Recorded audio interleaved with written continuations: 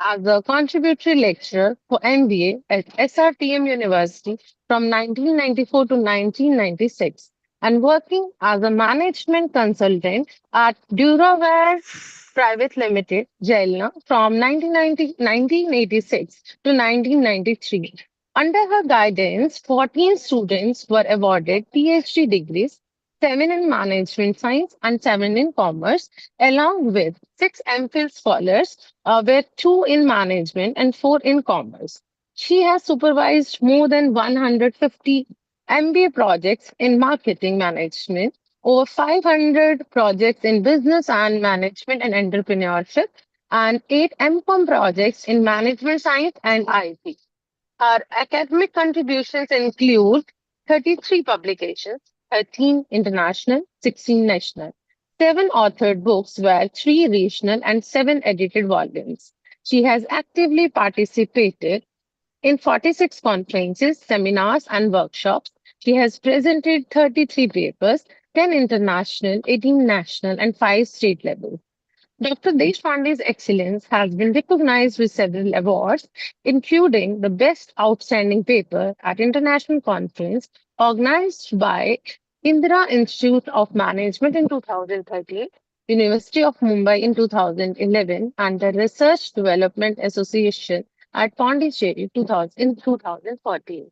She has also received the certificates of appreciation from the founder vice chancellor of SRTM University from 1996 to 1999 for her dedicated service, from the honorable vice chancellor for the successful conducting the Inspire Science internship camp in 2012, and for her role as committee chairperson in organizing the 11th Maharashtra state level inter-university research convention Avishkar in 2016. It is truly an honor to welcome such a distinguished academician, mentor, and leader who has contributions have enriched the fields of the management and commerce and whose guidance continues to inspire generation of the scholars. Over to ma'am. नमस्कार. शरीरं चैव वाचं च बुद्धीन्द्रियमनांसि च नियम्य प्राञ्जलित्तिष्ठेत् वीक्षमाणो गुरुर्मुखम्. That is, keeping the body, speech, intellect, senses, and mind under control, one should look towards the Guru with folded hands. A warm welcome to all the respectable teachers. Nice to connect with you online for this refresher course on academic leadership and institutional excellence for Vikasit Bharat 2047, organized by UGC Malaviya Mission Teacher Training Center, Dr. Babasaheb Ambedkar, Marathwada University, Chhatrapati Sambhajinagar. Thanks, organizers, for this opportunity to have an interaction with the best brains. Well, as I was told yesterday, I'm supposed to talk on academic leadership. Definitely, while we'll be dealing with academic leadership, we'll be just making a reference with reference to all the perspectives of institutional excellence. And when we are talking about academic, all those issues, all those perspectives of academic leadership and institutional excellence, which would be leading us towards this Vikasit Bharat 2047. Regarding this presentation, I have made an planning with reference to begin with a few issues of Vikasit Bharat, the conceptual part of that. Thereafter, let us deal with some issues of academic leadership. Then we'll talk about how the teachers they are required to contribute for institutional excellence, what are the different dimensions of institutional excellence, and while dealing with all these, we'll see to it that definitely we'll be reaching towards uh, our understanding and realizing our own contribution towards Vikasit Bharat 2047. Well, uh, I would appreciate in case you are keeping your video open.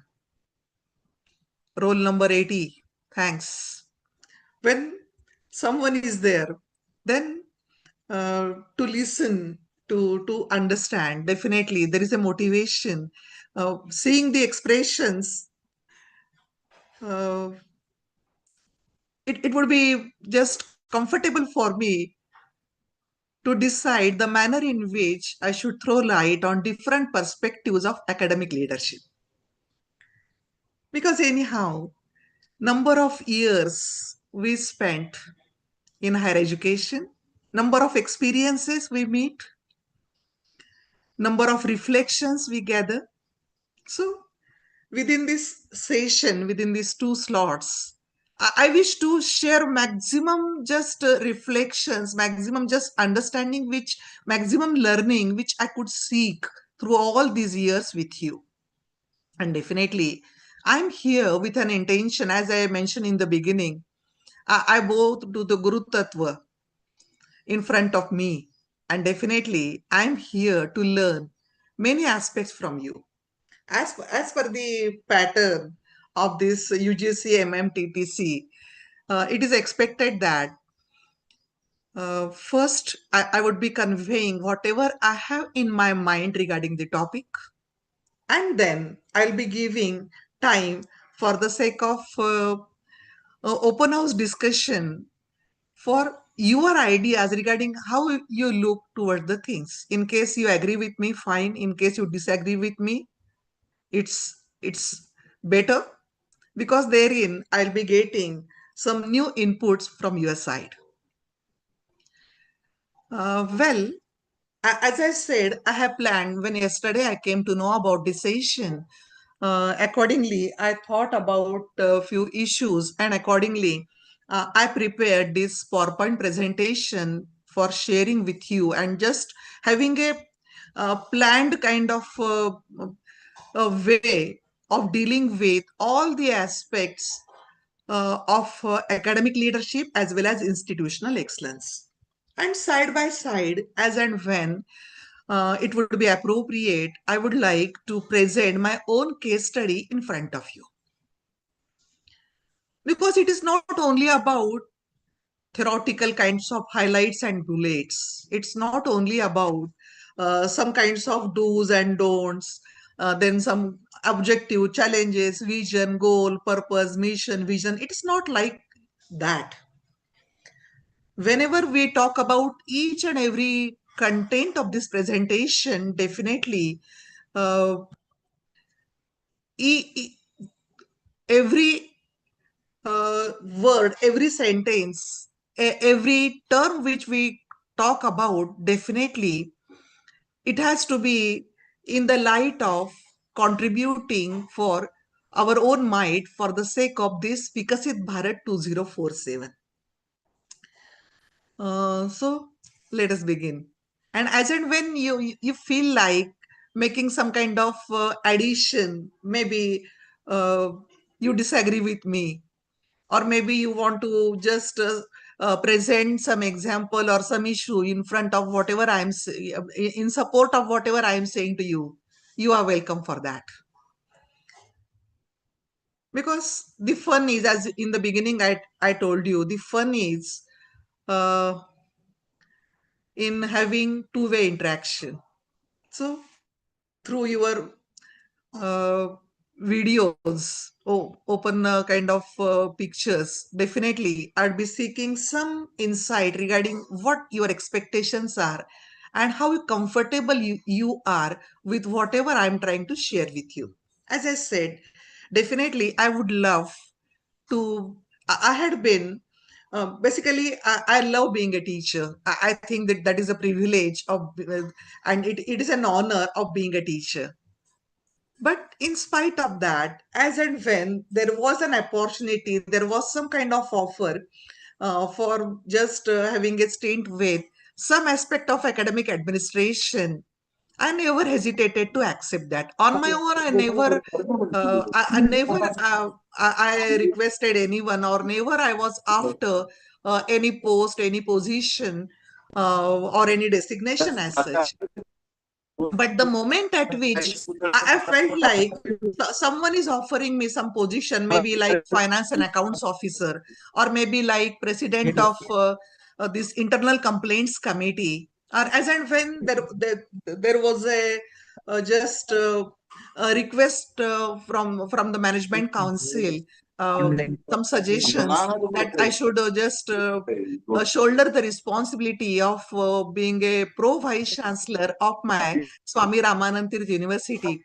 So definitely, I accepted that with the only intention of enriching a teacher in me, because I knew as a management teacher when I joined School of Commerce and Management Sciences of Swami Ramanand Tirth Marathwada University. I was eligible for that. I was qualified, educational qualifications, industrial experience, whatever it was required at that moment, NET, SET, and all the eligibility criteria. I fulfilled that.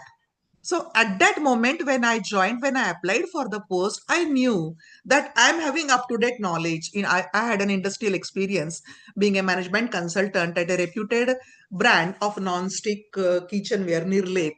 I was associated with them. So I knew that now at this moment I'm up to date so as to give justice to my role as a management teacher. So I accepted that with happiness and with many dreams in my mind. I gave my 100% for giving justice to my role as a teacher. But what happened? As and when days passed, then I got a feeling that now my knowledge is not up to date. Because I lost the touch with industry. 24/7, I was in academics. Whatever interaction I could have, I could get with industrialists was only through seminars, conferences, industrial visits, maybe some specifically organized programs for the students, not more than that. But I thought it was insufficient. I thought that it was not adequate at all. So I tried to explore what I should do so that I could give full justice for my role as a teacher.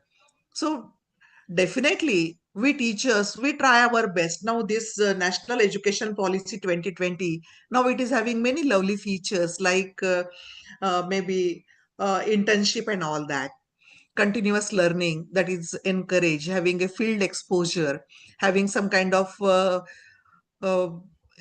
awareness about the real life business world and whatever happens actually in the field. So that kind of uh, facility that is now inbuilt in the curriculum itself, in the system itself. But anyhow, I was just exploring various ways and means through which I could keep in touch with the needs of the industry, with expectations of the different sectors of the economy. So accordingly, uh, I wanted to shape myself in the role of a teacher so that I can give justice for the sake of full holistic development of the students and full all-round development of my students. That was the intention. And this is how, uh, because basically there are various dimensions of university education. At the time of joining, I was very much aware about that. I continuously I had a that kind of realization in my mind: teaching, research, interaction with industry, and extension work. Extension in the just the society. Our founder, vice chancellor, Dr. Janardhan Wagmare, he used to say, "Ask not what the university can do for you. Ask yourself what you can do for the university, what you can do for the society. You're not supposed to sit in the ivory towers of a apex body, higher education institute. Instead of that, just be aware about the problems of the society, challenges being faced by the societal people, and see to it that whatever you can do for the betterment of the situation. So with that mindset, with that kind of environment, I entered Nantirth campus of Swami Ramanand Tirth Marathwada University. And 24/7, the only objective in my mind was, what can I do so that I can reach to the extent of perfection as well as excellence for being a good teacher, for being an excellent teacher. So at some point in time, uh, I was busy with teaching. At the same time, I tried to give justice for my role as a researcher also, because that is a supplementary and complementary role for being a good teacher. I believe in that. So accordingly, I pursued minor research project. I pursued major research projects also. Then I went into publications. I was just very much curious and enthusiastic in dealing with various jo- participating in various conferences, seminars, workshops, and accordingly, I tried to be in touch with various academicians, various premier institute, other premier institutes as well. I wanted to keep in touch with the industry people also, and experts and professionals from different sectors of the economy. I saw to it that at I just picked up many opportunities so that I would be just in interaction with such kind of experts, consultants, professionals from all cross sections of the society, so that I would shape myself in the role of a good teacher. So, uh, going for local industrial visits, arranging industrial tours, just accompanying students for the sake of industrial tours at various places in various states. So, number of Sorry initiatives. to disturb, ma'am. The slide is not moving. The I am slide not is not, moved yet. I am not moved yet okay. because basically I believe in just personal talk and sharing my personal experience. Well, I'll be giving justice for the other aspects also. But I wish to give you background for that, because when I'm saying something, some suggestions I'm giving, whenever I'm sharing my reflections, there is a possibility that someone may feel that how is it is possible? Some challenges are there. Some uh, it may not be done, because I experience such kinds of apprehensions and inhibitions many times dealing with interaction with different audiences. And because of that, I wish to give you my own background, my own experiences in the beginning, and with that, I would be touching the theoretical part of that. So, side by side, we'll be thinking about the application of all those points in the day to day life of a teacher within the four walls of the classroom, as well as within the campus and outside the campus. Number of initiatives we could indicate, number of initiatives we could organize, number of innovations we can experiment. So I wish to make you aware regarding my own experiences regarding that, so that, because uh, everything we are talking about institutional excellence, we are whatever we are talking about academic leadership, so some real life examples, uh, they are a must. Otherwise, it would only be a theoretical exercise, and I don't want that. Now the PPT is visible for you. Yes, ma'am, it's Yes, visible. ma'am. Yeah. Okay, fine. Could you just make a full screen? It's just coming half of it, it seems. I'm in the slideshow mode because its complete slides are not visible. The complete Okay, slide okay. is Yes, not ma'am. visible. Okay, just a moment. Fine now? Yes, ma'am. Yes, ma'am. Okay, this Vikasit Bharat at 2047, basically the purpose is to improve the quality of life of every citizen through economic prosperity, social equality, technological advancement, and environmental sustainability. These are the various objectives with which this is the destination. This is where we are required to reach. So everyone amongst us has to think regarding what should I do? What can I do so that I would be contributing my squirrel share in this Vikasit Bharat 2047. My effort is like that. And what I believe, of course, we look towards destination. But what I believe is journey also is equally important. So let us enjoy the journey of uh, finding out what can we do, what is my role as a teacher to contribute for this Vikasit Bharat at 2047. Vision of this Vikasit Bharat is like inclusive and sustainable development. It is about high quality education and healthcare. It is about world class infrastructure. It is about digital and technology driven economy. It is about global leadership. These are the various dimensions when we want to appreciate what exactly is this Vikasit Bharat 2047 when I'm trying to shape myself being a responsible citizen to do that. As a teacher, these are the various dimensions which I am required to appreciate.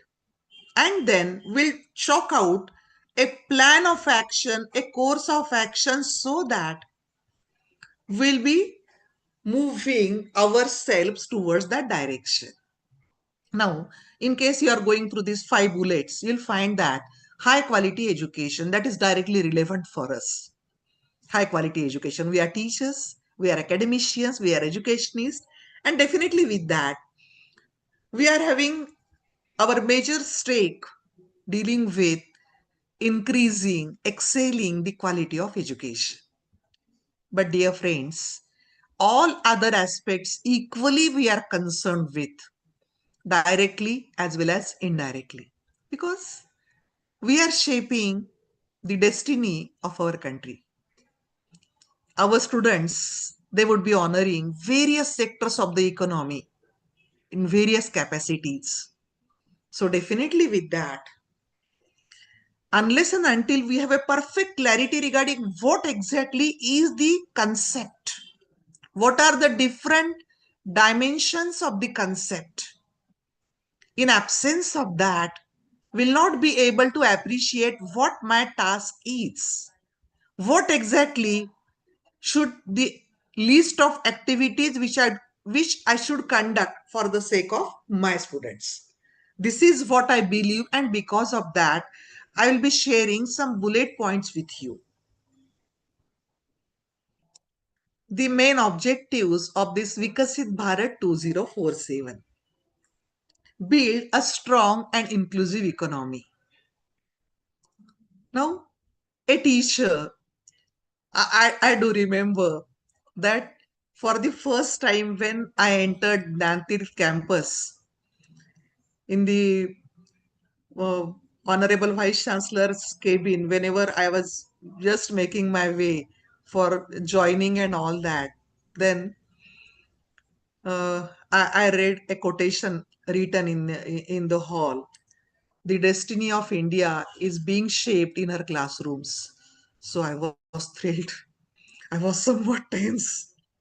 Oh, this kind of responsibility I have accepted on my own. I have initiated on my own. So definitely I should never forget. I must not forget that responsibility every moment. Whatever I do, whatever whatever action I take. So definitely I thought that this line should I never forget.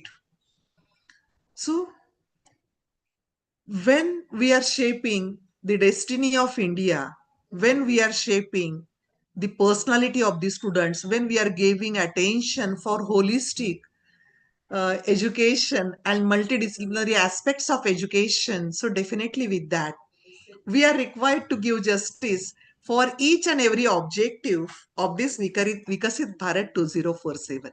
Build a strong and inclusive economy. Understanding what is economy, what are the different sectors of the economy, what are the challenges. I mean, this in this way, for each objective, I should give proper attention, proper energy, and then probably in this journey, at some point in time, uh, we can get a guideline, we can get some kind of hint in how I should proceed for the sake of completing my work. Let it be examination work, let it be teaching work, let it be drafting curriculum, whatever it is. Let it be planning some kind of interaction opportunities for the students from the outside people. Each and every activity which I plan, and that is what we are talking about academic leadership. We are not only talking about role of a teacher. I mean, role of a teacher also is fully all pervasive and all encompassing in that.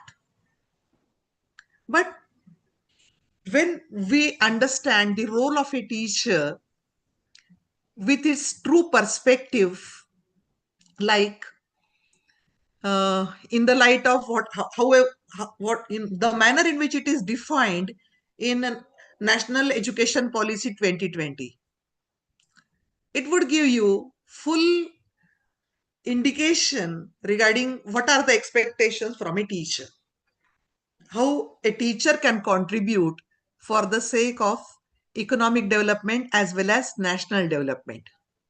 But when we use the term academic leadership, the focus becomes more sharp. The focus become more pinpointing. Otherwise, teacher and academic leader, I don't make any distinction in between these two terms. I don't think these two terms, they are different from each other.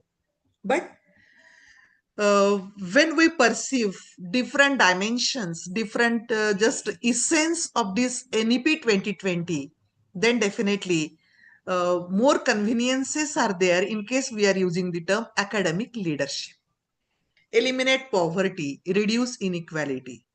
Through our teaching, through our research, through our interaction with the industry, through our extension initiatives for the society, definitely we can address any or all of these objectives, may not be simultaneously, may by turn. Each and every activity may not be giving justice for all these because it is gigantic, it's tremendous. But anyhow, every teacher on the basis of experience, on the basis of aptitude, on the basis of experience, on the basis of inherent interest, everyone amongst us has to find out in which area I would like to work, in which area I can contribute in a more effective kind of manner. That's what I did. And that's how I'll be sharing many aspects of my own journey, education journey towards you. So at this moment, just try to appreciate that various objectives, they are to be digested in a very serious manner, everyone amongst us, so that at each step which we take, we'll get some indication regarding where I can pursue my immediate future, where I can just move towards the destination, like provide quality education, healthcare for all, create employment opportunities, develop modern infrastructure, protect the environment, make India a global leader in innovation and technology. Before I proceed further, I would like to share one concern which we find in the society.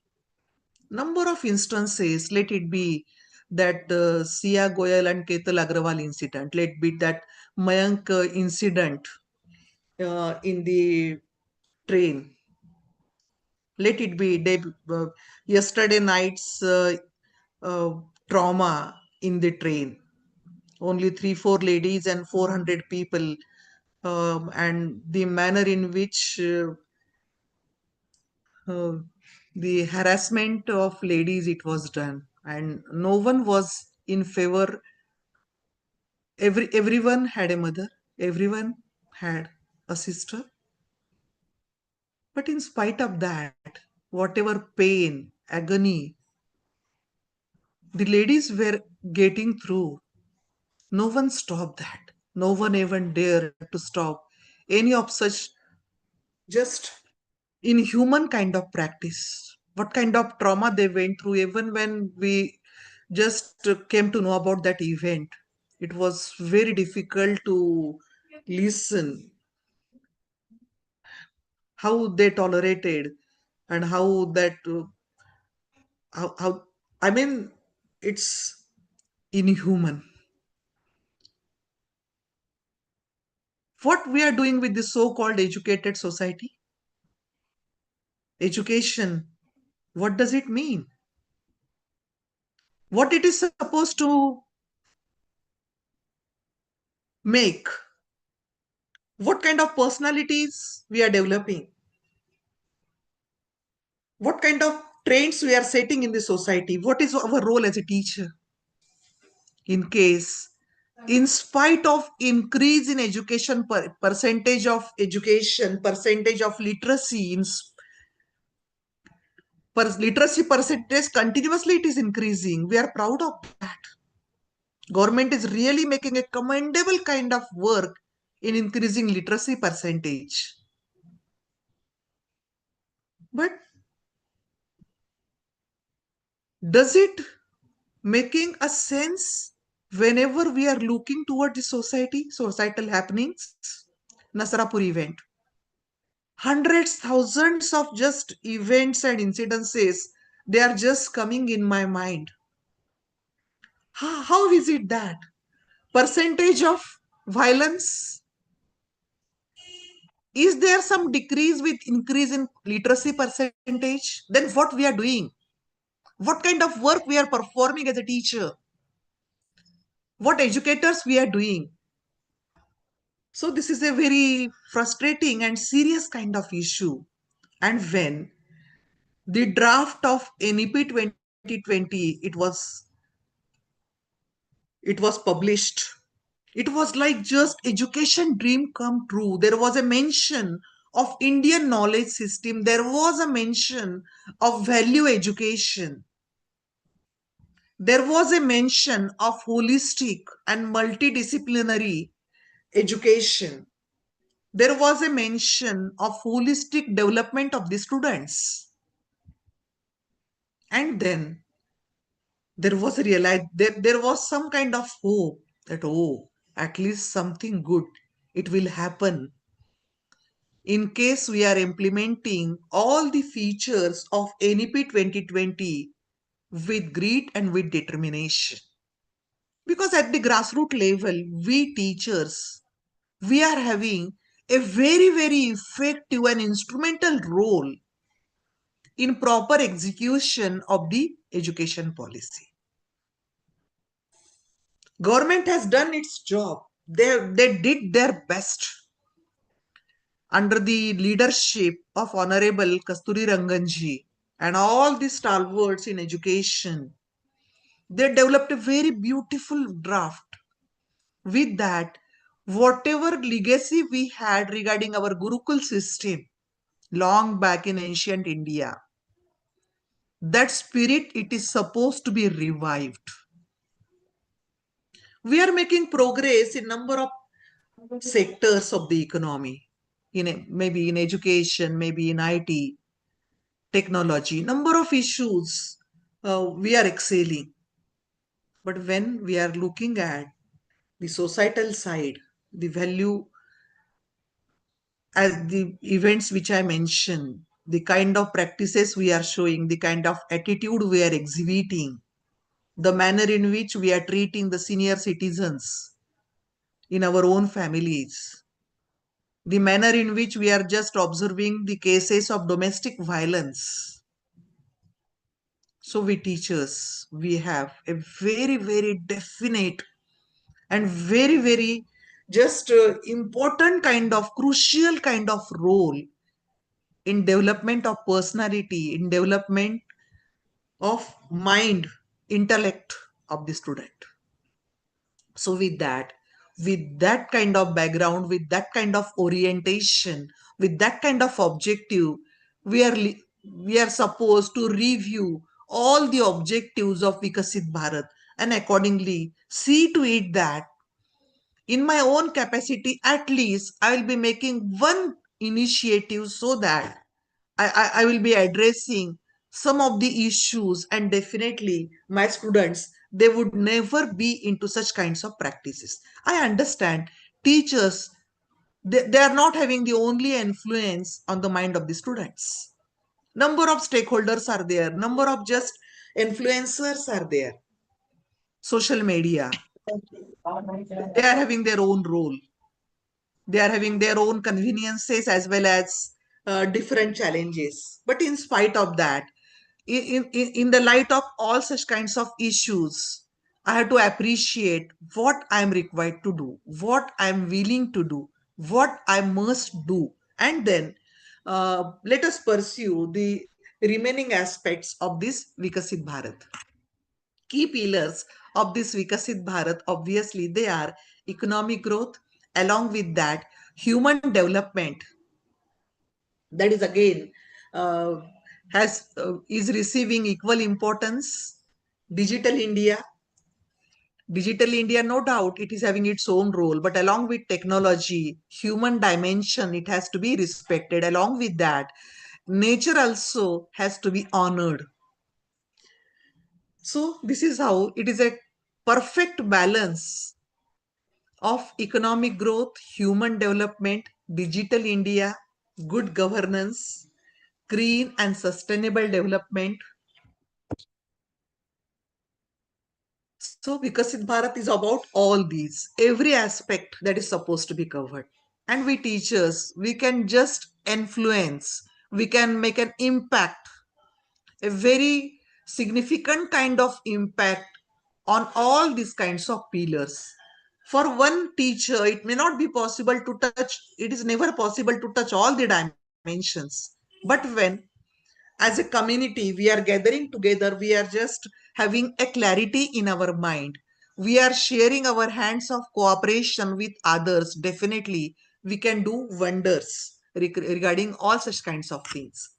So Vikasit Bharat indicated the priority sectors like education and skill development. So independent ministry of entrepreneurship, skill development, it has been developed so as to address that. Along with that, healthcare, agriculture. We boast of agriculture-led economy, but in spite of that, in spite of a long time span after our independence, after having our own governance, after having our own just uh, uh,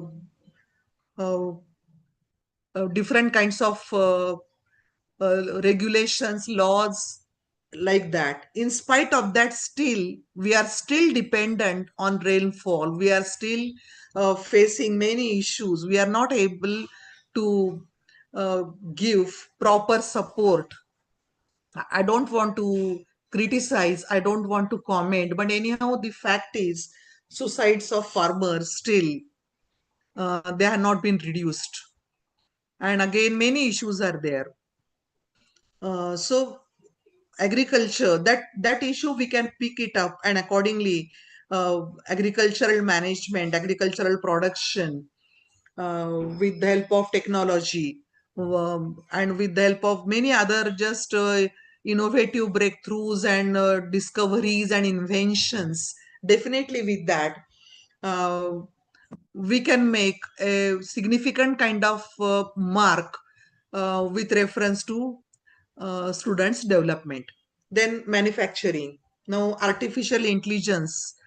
That is a very crucial issue nowadays. We can never remain aloof from that. So, as a country, we are required to respond in a very, very proactive kind of manner regarding many dimensions of artificial intelligence. So, we can put our mark with reference to this AI as well as innovation also. And definitely, infrastructure. Uh, that had been and that is going to be a priority sector always, right from the beginning. Our first 5-year plan, from that point onwards, we are again focusing on infrastructure, and we are moving in a very with a good pace. We are moving towards making a good development with that. So for industrial production, a good infrastructure is required. For IT sector also, different kinds of infrastructure is required. And regarding this AI also, a very different kinds of expensive and robust kind of infrastructure that is required. Now, different aspects of infrastructure we can look into, like along with economic infrastructure, along with basic infrastructure, social infrastructure also is equally important. So this is how different priority sectors government has verbalized, and accordingly we are required to decide our focus and plan our course of action. We teachers, we have to look towards role of youth on a priority basis, because 24/7 we are with the youth, and definitely how to impress upon their minds. We understand, as education, one of the chief aims of education is to widen the windows through which we glance at the world. We know that. And accordingly, we are aware about different evolutionary forms of education, different ways, methods, means, pedagogies of education. We are aware. We are looking towards world-class best practices of education. We are making several kinds of changes in that. So accordingly, at each, we are making various kinds of experiments, trials. So with that, we are required to appreciate that education is about sharing of knowledge. It is about training of mindset. It is about enhancing the sharpening and enhancing the skills of the students. It is about training the attitude and mindset of the students.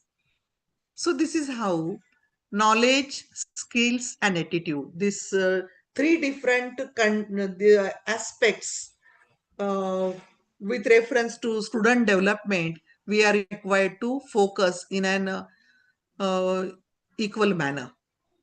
Along with that, one more issue we should take into consideration as far as holistic and integrated development of the students is concerned. Integrated and holistic development of the student indicates that at some point in time, we used to give importance to intelligence quotient, IQ. And that was a major parameter of success, of measuring success. But now we understand, now we have realized the concept of multiple intelligence. And with that, we understand there are different aspects of intelligence, different types of intelligence. Each aspect has to be equally nurtured. That is the requirement. There is emotional intelligence, there is social intelligence, there is physical intelligence. Physical quotient also has to be respected. Adversity quotient also has to be given attention to. Spiritual quotient, that is also equally important. So there are different dimensions of the personality. Each dimension of the personality has to be addressed in one manner or the other by the students. And then only we can feel that I'm giving true justice to my role as a teacher. We are here not only to share knowledge, we are here not only to give importance to technology. We are here not only to give importance to education.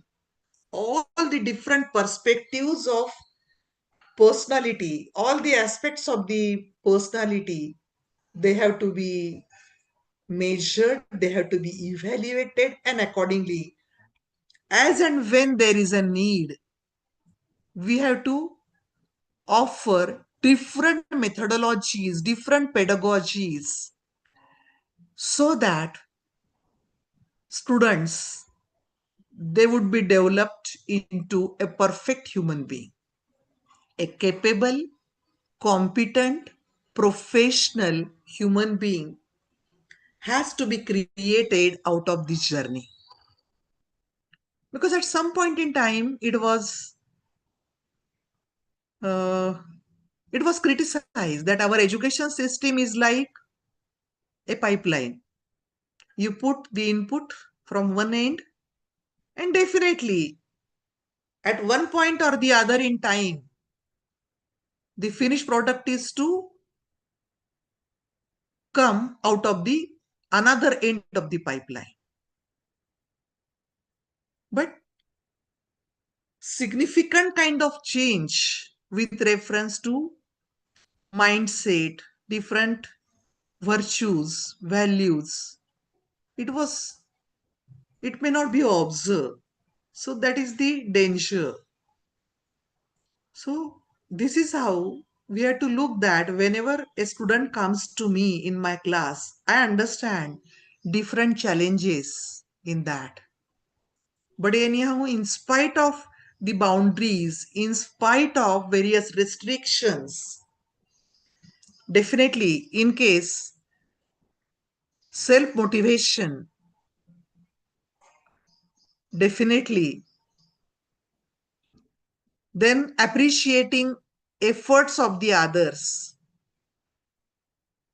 supporting others, supplementing and complementing good initiatives of others. These are the various practices through which definitely we can be able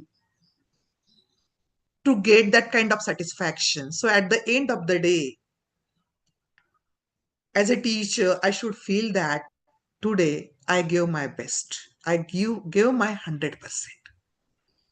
So as I said, the day at which I joined, I made it a practice that every day, every week, every fortnight, every month, every semester, every year, every academic year, we have to make that kind of introspection regarding, did I give complete justice to my role as a teacher?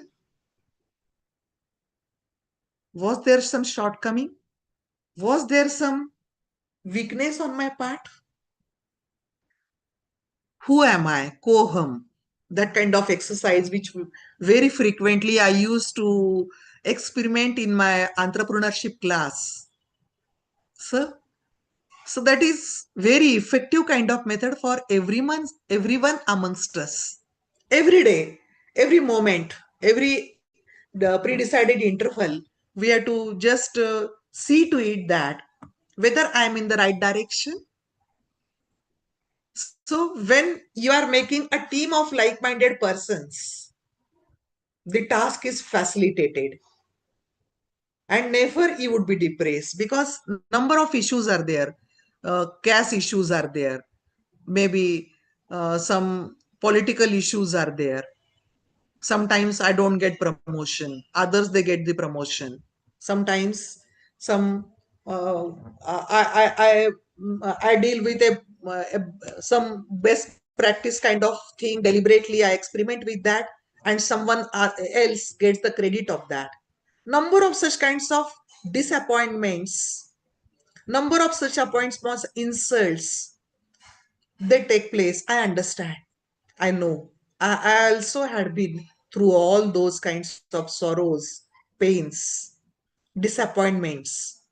But in spite of that, whenever you are holding the hands of like-minded persons, definitely your focus, it becomes unaltered. It is never disturbed.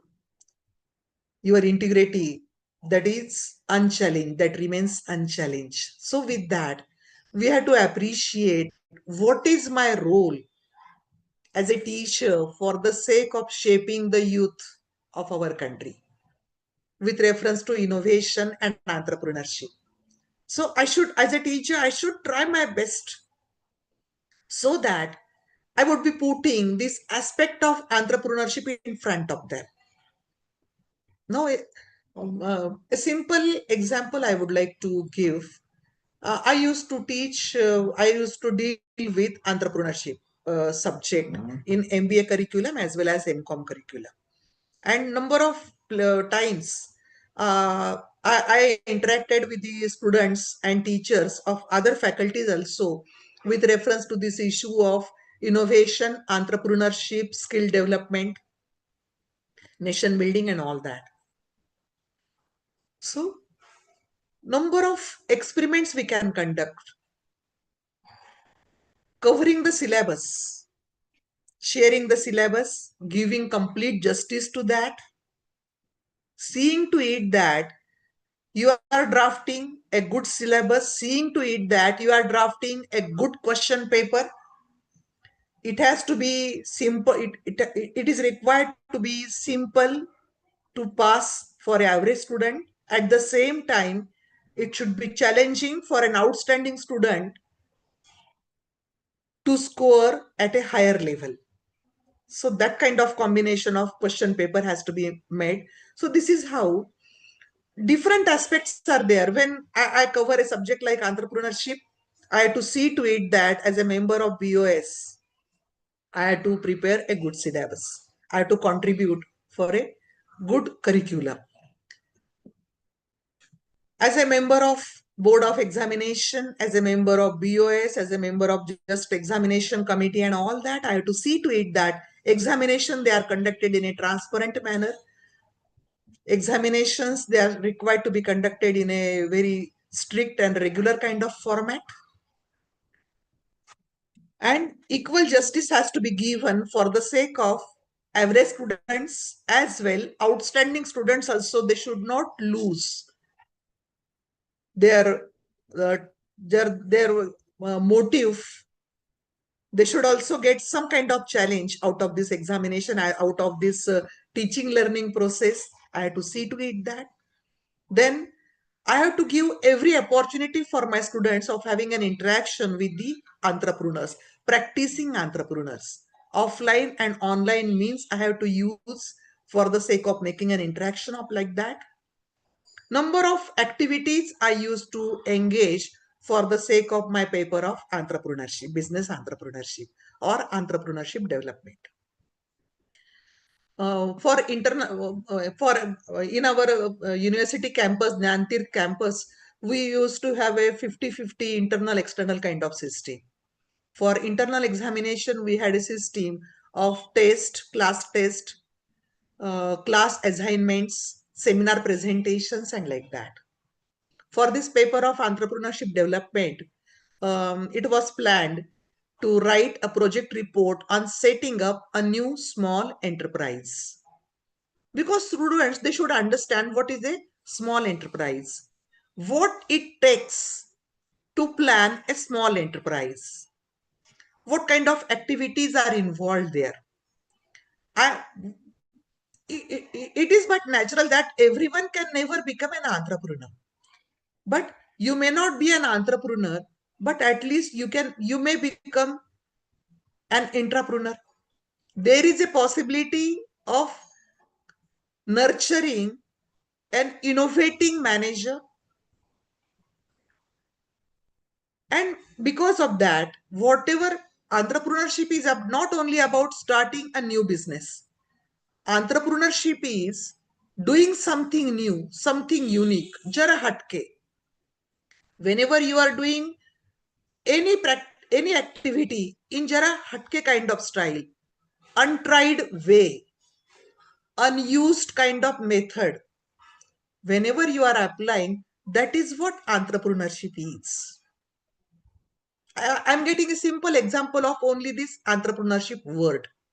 And I'm just trying to explain how I experimented with that. how I dealt with that.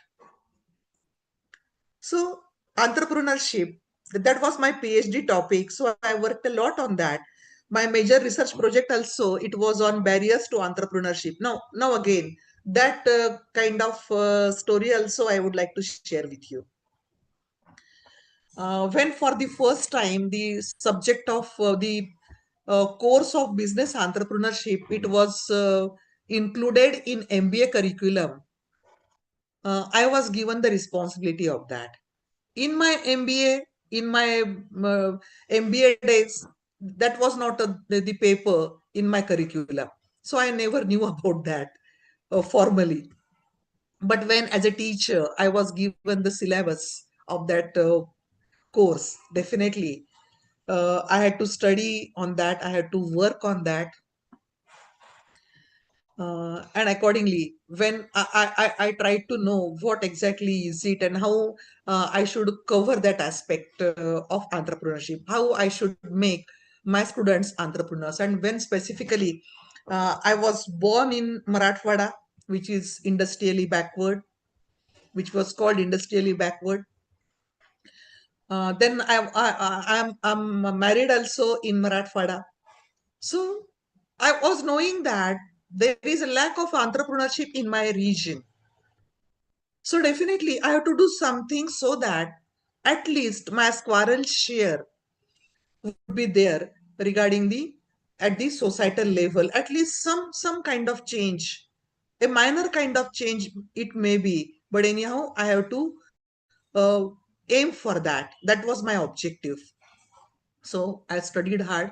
I went in different libraries. I interacted with different professionals, experts, consultants, entrepreneurs, uh, different government authorities, and accordingly, I tried to know more and more about the subject because for the first time I was dealing with that.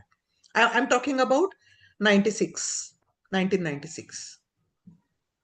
Then a few years I have been dealing with that.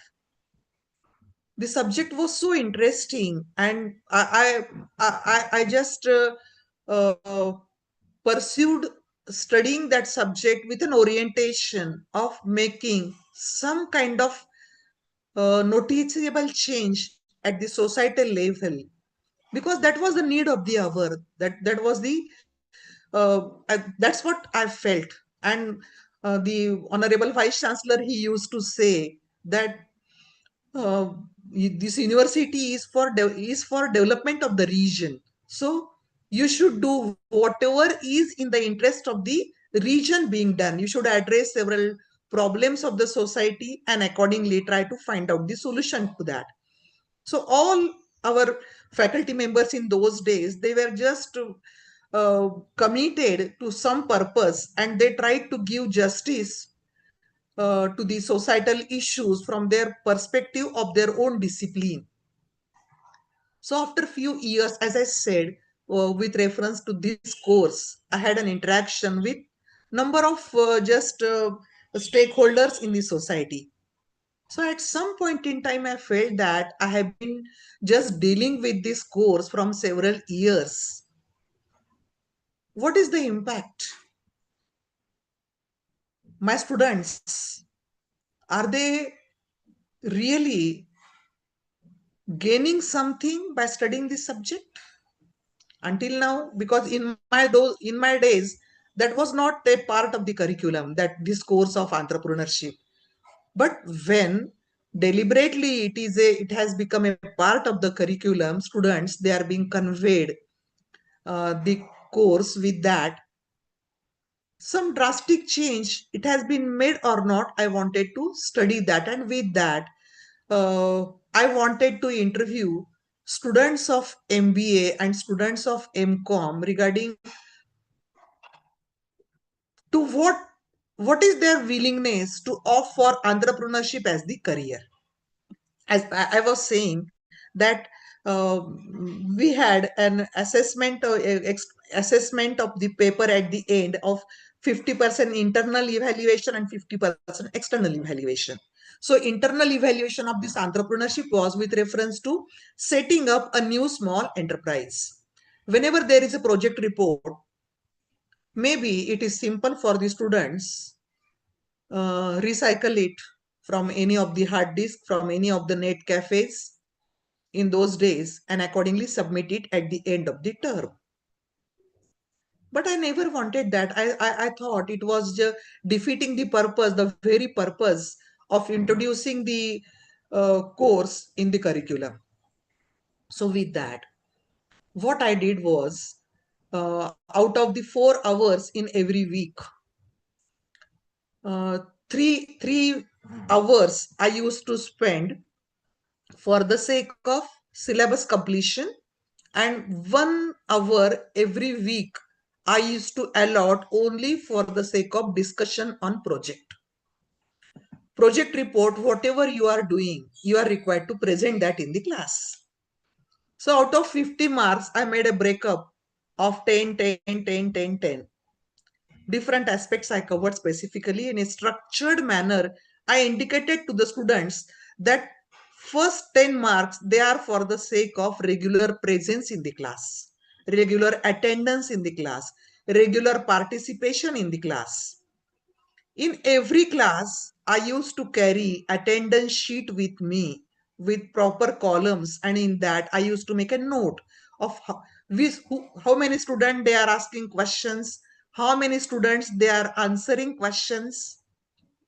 I used to just make every student make a presentation regarding whatever he or she did in the last week for the sake of preparation of the project report. After presentation, everyone else in the class was having was required to ask a question or make some addition, give some information with reference to that project. The student who is presenting the report of his or her progress is required to ask the question to the audience regarding what they listen. Did they understand? So from both ways, deliberately, it was mandatory to ask question and to answer questions. And whatever efforts the students were taking, it was recorded on my attendance sheet with the knowledge of the students. I used to circulate that attendance sheet in the class for everyone. Then one more activity for other 10 marks I indicated in the class. I told them that you interview an entrepreneur physically, online, telephonically, through mobile, whatever is your convenience, and present that report in the class. Everyone was required to present case study of an entrepreneur whom he or she interviewed offline or online, or if at all it is about international entrepreneur, collect all the details of the information, all the possible details of the information, and present those details in an inspiring, interesting kind of manner in the class. And again, after the presentation, there were questions from the presenter as well as from the audience. And I used to make a note of that, how presentation was, how many questions were asked, who asked the questions, which good questions were asked, which good questions. Now it was a tremendous kind of activity. I used to take a lot of pains for that. There used to be quarrels also. There used to be some kind of grievances also. I used to cover those also. Because transparently, the sheet, assessment sheet, it was distributed frequently in the classroom. So some student, they used to object. मैंने इतना किया उतने इतना किया मी असं केलं आणि तुम्ही त्याचं माझं लिहिलंच नाही number of issues were like that, but I was ready for that very successfully and very happily. I used to deal with those aspects also. Then along with that, I made it one more just activity within that preparation of the project report of 50 marks. There are number of institutes. Government has a very robust and very effective kind of setup: national level, international level, state level, local level, district level, regional level. Number of government and non-governmental institutions are there for helping entrepreneurs. There are number of schemes of the government as well as some NGOs also for the sake of supporting entrepreneurs. But what I observed was lack of awareness. How to deal with that? In the capacity of a teacher at my own level, I found out answer, although it was having a limited reach and limited focus. I made it compulsory for every student. I used to just give presentation about the institutional assistance for entrepreneurship development. And then I used to tell the students that choose any institute of your choice and present working and functioning of that institute in the class. So previously, as I said, 3 hours per week I used to take for completing the syllabus. Syllabus was less comparatively because I wanted to give more attention for all such kinds of activities, which would be truly shaping the personality, the mindset, the attitude, the behavior of the students in an entrepreneurial manner. So I used to deal with that. So every student was required to pick up any institute, prepare a report on that, and present that report in the class. And while presenting the report, again the same thing, questioning and answering from both the sides. Multidirectional flow, bidirectional as well as multidirectional flow, because every student was required to seek valuable input from the others. It was intended. Everyone was given just an indication that in case you know something about this institute which the presenter is not aware, please tell him or her. And a very good environment, a very good spirit, it was developed in turn, and accordingly students very healthily and very friendly manner they used to interact with these kinds of things. Then again, then at some point in time I found that students awareness, environmental awareness, that is a must for entrepreneurial personality. But many students, they were not knowing. In spite of being a resident of Nanded, they didn't know what kind of social infrastructure is there in Nanded. Where DIC is situated, they were not knowing. District Industry Center, the institute of this kind exists in this city, they were not knowing. They were not knowing how many institutes are there, educational institutes are there in Nanded. What about the agriculture? What are the major crops being taken? I said this is not done. Whenever as a marketing student you are exploring marketing opportunities, when you are tapping the sources of finance for your own venture, how is it that you are not having a touch with the outside environment? So I made it compulsory for everyone to pick up any topic of their choice regarding Nanded. Maybe tourism potential of Nanded, maybe social infrastructure of Nanded, maybe education infrastructure in Nanded. In any topic, maybe irrigation system, maybe hygienic kind of any topic they could take. Maybe cloth market, maybe medical field. So, but get complete understanding about Nanded, that was the requirement. And accordingly, whenever I said, whenever there are 60 students in a classroom, and when regularly you are attending the classes, every class you will be getting an idea about at least 60 institutions, at least 60 entrepreneurs. You will be getting an idea. You will be studying only one entrepreneur, but 59 entrepreneurs you are learning from the others. So this kind of effectiveness you can seek with your regular participation and regular presence in the class. And accordingly, a note was taken of all their efforts, all their presentations in the internal evaluation. And students, initially some effort was required to convince them, otherwise they used to run away from the class because so many activities they have to be done, so much efforts they have to be taken. Every day you are required to speak. बरं वाटतं ना आपण नुसतं बसून आपलं ऐकत राहतो किंवा ऐकण्याचं नाटक करतो. It was easy. But when you are required to be an active student in the class in an active way, being an active listener, being a presenter, being a just giving an answer. So it was not easy initially. Some inertia was there.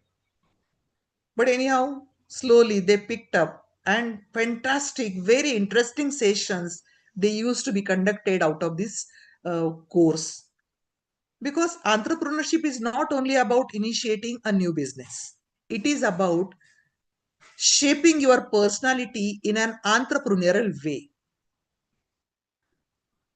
Learning a course known as entrepreneurship, it means making your personality entrepreneurial. So wherever you go, whatever you do it in an entrepreneurial way. That was the spirit. And I was very much happy regarding all the proceedings, because students, not everyone was doing that, but majority of them, they were enjoying, they were benefiting, they were benefited out of this activity, and they had the realization that with this, a drastic change it has been taken in me. So this is how we are required to appreciate role of youth, and accordingly you are required to give them several initiatives so that they could take interest. And they by the way, I remember that at some point in time, I realized that I'm conveying them the contents of the course business entrepreneurship. But at the beginning of the term, I used to ask them, how many of you want to become entrepreneurs? So sometimes 0%. To my disappointment, no one wanted to become an entrepreneur. So I had to pick up courage, and I had to motivate myself, inspire myself, so that at least. But situation changed, not because of me, because of the government initiatives, because of the changes in the society, changes in the environment, just infrastructure and all that. Now, at this moment, you can experiment in your own class. You ask them. I used to ask them in last 5-10 years, a drastic change it has been taken place. I don't take credit for me. I know my limitations. I know whatever impact I could have. But anyhow, I realized that now 20 to 30% students at this moment with Make India, Digital India, number of initiatives government has launched in a very effective kind of manner, and very dynamically. Even definitions of the term like small enterprise, micro enterprise, they have been changed. New enactment it has taken, plus ministry of MSME it has been developed. Ministry of micro, small and medium enterprises, new ministry has been developed. Government is doing a lot of very remarkable and commendable work government is doing, but there is no awareness, there is no knowledge that this is what exists. So because of that, now drastic good change that is being taking place. And with that, when students, they are not showing their willingness to be an entrepreneur, so I used to be very much unhappy, sad. What is happening? Then I wanted to know the reasons for which the students, they are not willing to take up entrepreneurship. Then because of that kind of realization, I took up a minor research project titled as Barriers of Entrepreneurship Among Commerce and Management Students, a case study of Swami Ramanand Tirth, Marathwada University, Nanded. I covered, I just took up that project, prepared the questionnaire, visited all the 4 districts of my university jurisdiction: Nanded, Parbhani, Latur, Hingoli. I went to the colleges for meeting final year students with a structured questionnaire, and with my diary for making the observations and informal kind of responses for noting all that. And with that, uh, very valuable and significant kind of inputs I could get out of these barriers of entrepreneurship. When I was invited in the core committee of just making a draft of entrepreneurship development policy by MCD Maharashtra Center for Entrepreneurship Development under the leadership of Mr. Praveen Deshmukh. Then at that time, all those inputs I shared to MCED. All my report and all my conclusions, suggestions, I shared with them.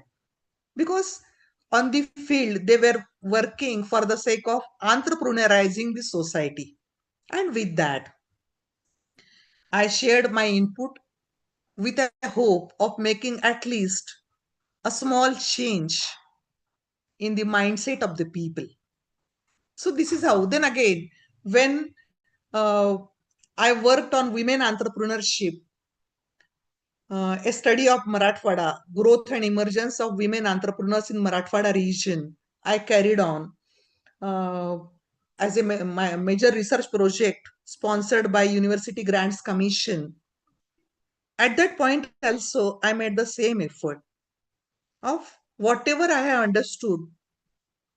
With that, I try to know what are the barriers for women entrepreneurship. And at that time, previously, I worked with Marathwada level. Now for this major research project, I worked at Maharashtra level. I reached to different entrepreneurs, women entrepreneurs of Maharashtra, and accordingly, I could get some significant kind of just observations, some very valuable kind of inputs, and accordingly, at every opportunity, I shared all those with the decision makers, with the administrators, with the government authorities, through academicians, through conferences, seminar, through publications. I tried to popularize that. So this is how a teacher, in the capacity of teaching, research, industry interaction, extension work, has to do something for the betterment of the things. Overnight, the things they can never be changed. A single person can never be sufficient as a change agent, even though as a change agent. But still, there is no harm in trying. Hmm? At least individual satisfaction you will be getting that I did something. I tried at least. Then when I was just as a member of the advisory board when of Yashwantrao Chavan Maharashtra Open University, I worked on writing books on uh, business entrepreneurship for MCOM curriculum. Then again, I observed the same. Government websites, they were not many government websites. Now, again, don't take it as a criticism as such. It's a frank and honest sharing at a peer level. I'm also a teacher. You are also teachers, and so accordingly, whatever I observe, very frankly, I'm sharing with those you with a hope of it would be helping someone amongst you at some level. So at that point also, I did the same. Different government websites I checked, and whatever input I wanted to write in my book, accordingly I could get that. And I observed that several schemes of government are there, but government, just the beneficiaries, they are not aware that any such kind of thing it exists. So we teachers at our own level, we can just popularize that kind of work and accordingly indicate that this is what can be done out of the activity. So this is how at our own level, we are required to give justice for our work.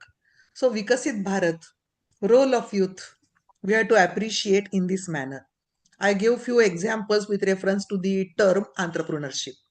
On similar lines, skill development, digital literacy, environmental protection, nation building, with reference to each and everything, hundreds of activities, thousands of activities and initiatives we can take so that we can make that realization among the students and accordingly be happy that at least my role as a torch bearer to some extent, I try to give justice. Of course, number of challenges are there to do that, like poverty, like inequality at various levels. of various types. Employment generation, unemployment, that is a big issue. Climate change, number of hindrances they are observed with reference to that. Quality education, tremendous issues are there regarding giving true input for the quality education. Because whenever good input is possible, with that good output is possible. But for converting good input into output, good processing also is required. In case I don't get good input, I may not be having the uh, motivation to opt for, to try for good output. But I have to realize that whatever input I am getting, I have to try my best so as to make it best. That self motivation is required. Good processing may not be available. Infrastructural bottlenecks, they are there. Several bureaucratic setup is there. Number of issues are there. Politicalization is there. Casteism is there. Hundreds of issues are there. Then some politicalization also that is being observed. Favoritism that is there. But in spite of all these, I should never just divert from my attention of contributing towards quality education. Urbanization, hundreds of issues are there in the way of Vikasit Bharat, in the way of quality education, in the way of my own goals, in the way of my own plans. But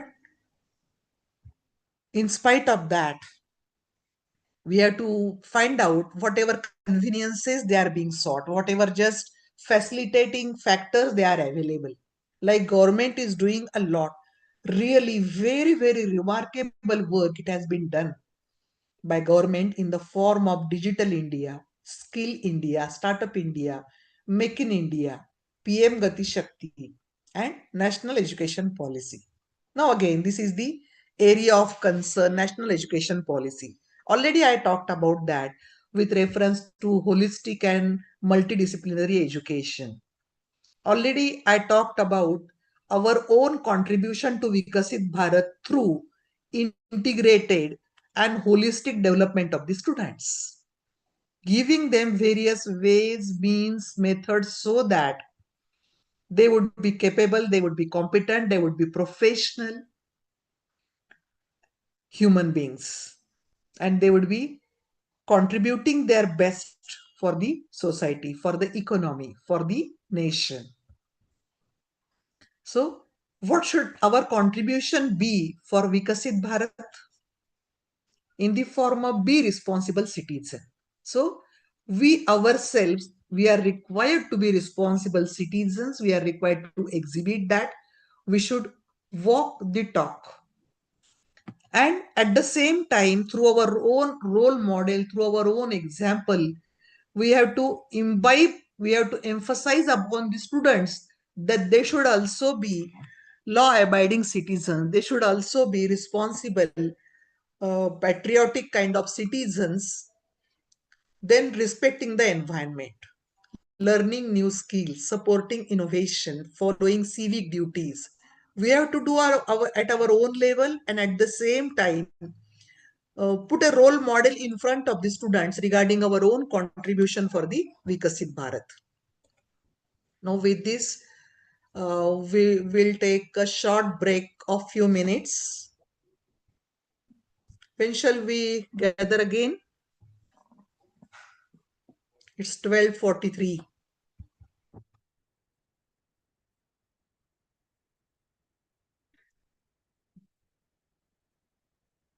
How many minutes break is required? Then we talk about academic leadership.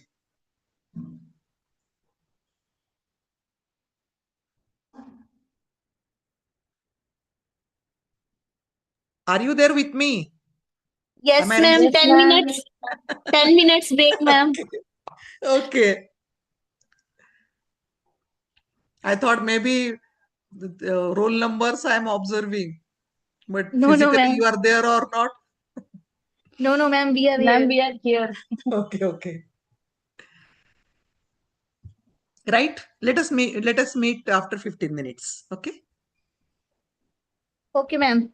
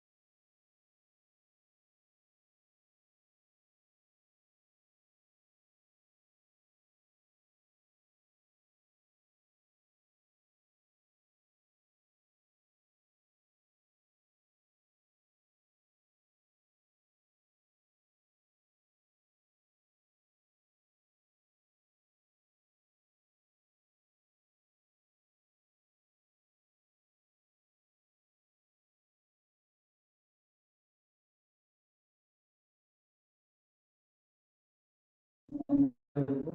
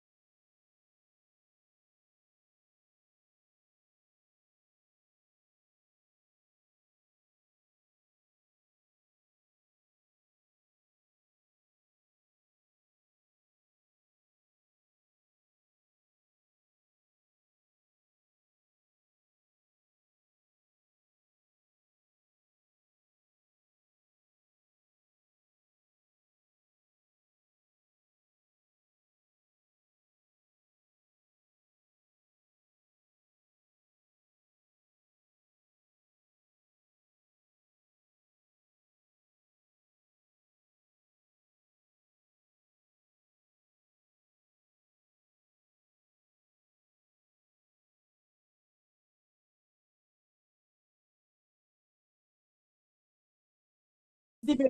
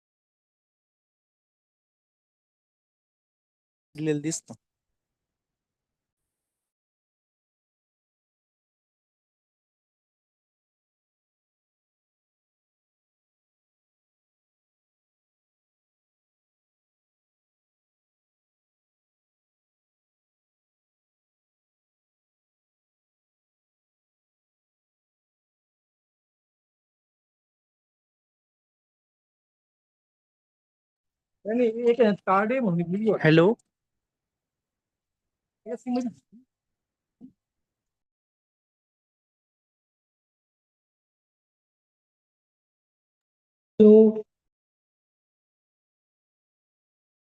Hello. Hello. Shall we continue? Yes, Yeah, madam. नहीं आ रहा है आवाज Yes, madam. Yes, Yes, yes, madam. madam. Yes, yes, madam. Yes, madam. Please.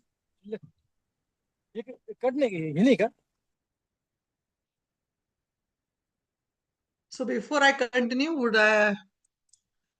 can I expect some feedback from you? So that next session would be changed if required accordingly. Yes, ma'am. So your presentation and also deliberation gives us actually a very good idea Mm-hmm. about the part how to handle the part actually the different situations in the higher education institute, and also to provide the part actually the real stage platform for the students to handle the part the different issues relating to the part to their part education system. And mostly your deliberation actually really fantastic to, though it is not actually more things in the part PPT, but your deliberation and the presentation have a gives a part a good impact on the part all the brainstorming sessions for the participants to give for this Viksit Bharat 2047 how to handle the part current future scenarios in future. Thank you, ma'am. Okay, thank you. Hello ma'am. Huh? Hello. Good afternoon madam. आपने जो है ना अभी आज के जो बच्चे हैं इस समय के की जो जेनेपी में अलग अलग विषयों को लेकर अध्ययन कर रहे हैं, तो उस संदर्भ में आपने जो क्लास मैनेजमेंट की बात कही है वो बहुत ही बढ़िया है, क्योंकि बहुत सारे लोगों को जो है यह बातें नहीं आ पाती है क्लास मैनेजमेंट। वो आपने बहुत अच्छे से तरीके से बताया, अटेंडेंस मेंटेनेंस का जो रिकॉर्ड बताया वो बहुत अच्छा बताया। धन्यवाद madam. Thank you. Ma'am I would like to say आपने जो बताया कि हम टीचर्स जो चैलेंजेस फेस करते हैं कि हम कई बार फील करते हैं कि हम लैग कर रहे हैं, हम अपडेटेड नहीं according to the current scenario. So we I could relate with it the challenges with the teachers face. Mm-hmm. Happens many times. So we have to find out our own way strategically. Yes ma'am. क्योंकि मुझे ऐसा लग रहा था कि अरे मैं outdated हो गई अब, इंडस्ट्रियल एक्सपीरियंस था लॉन्ग बैक, अब ज्वाइन होने के बाद अब क्या है. Then there was an offer from Honorable Vice Chancellor, Sir Dr. Nimse. He said that would you like to get an additional charge of finance and accounts officer? I said yes. Never I was after that. Never I requested for that. But from him, when the offer came, I said okay. At my own campus, in case I'm getting the corporate exposure, why should I avoid that? Right, ma'am. And it was only with the intention of enriching a teacher in me, nothing else. So I welcome that. And I enjoyed that.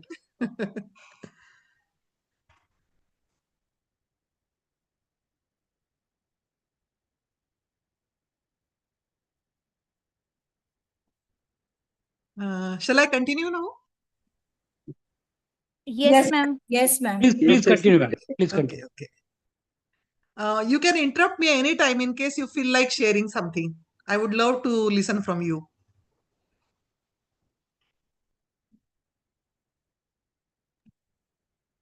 Am I audible, ma'am?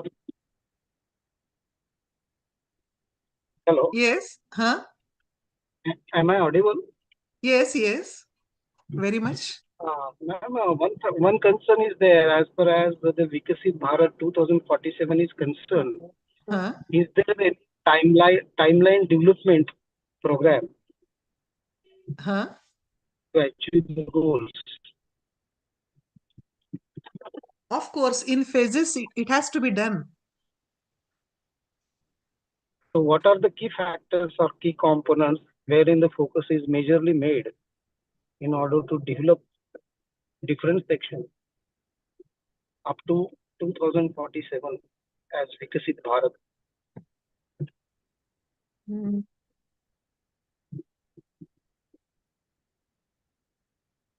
Basically, for sharing exactly that structure presently, I don't have with me.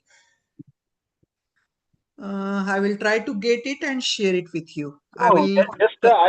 I am interested to know what are the Huh, major areas where the focus is, for example, digitalization, right?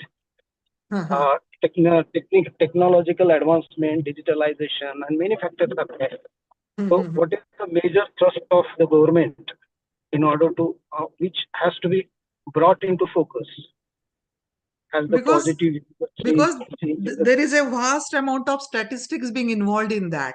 Numbers, number of enterprises, employment, number of electricity consumed, number of just units produced, turnover, profitability. Number of dimensions are there for each parameter. means, So do we achieve all these things? accordingly, it has been quantified. Okay. On timeline also and in units also, it has been quantified that this is what in these many years, this is what is to be done. Such as in NEP 2020 also, by 2020, some 30% increase in GER that is expected, and like that. 2035, this much percentage it is expected to be enrolled.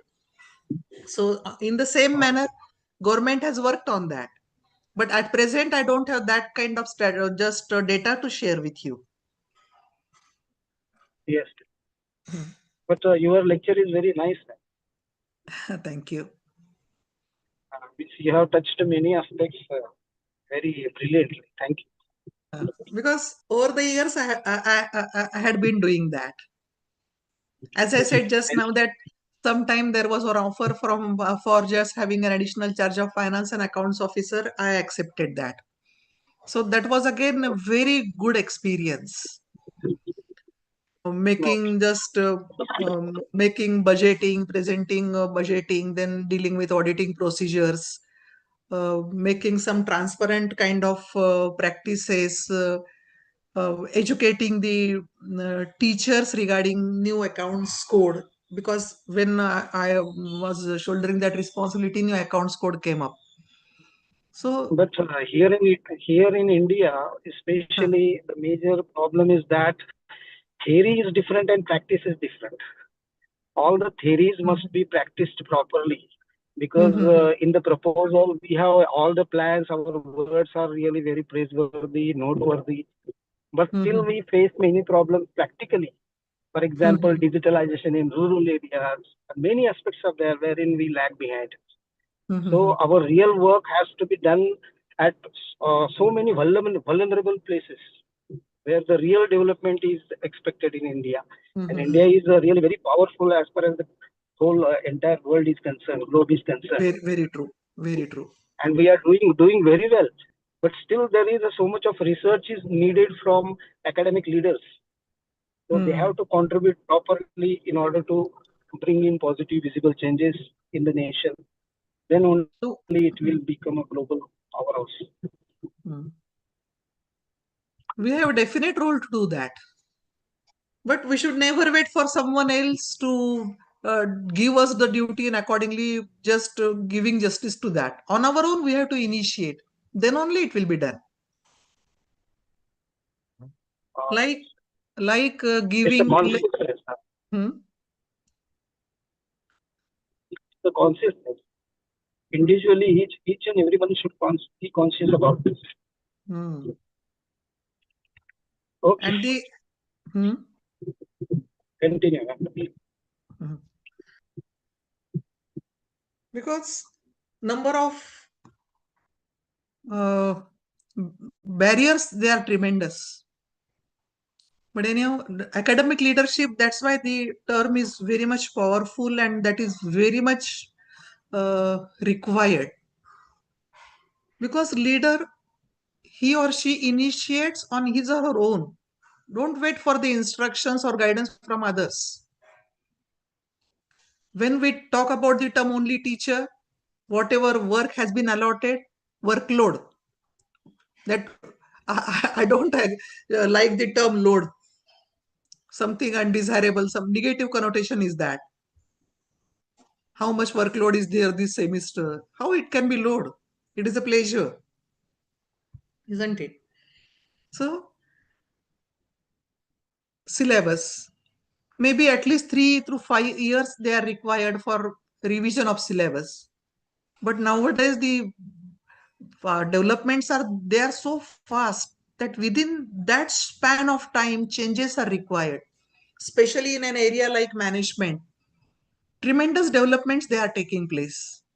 So why to wait for BOS to incorporate change, then submit that print and then do that? Instead of that, on our own also we can take that liberty, we can take that autonomy. I understand when I say that some other elements are there. They may be challenging or questioning. But anyhow, when truly I'm doing that, transparently I'm doing that, I should not fear anyone. That's what I did and that's what I believe in. Otherwise, number of criticisms are there.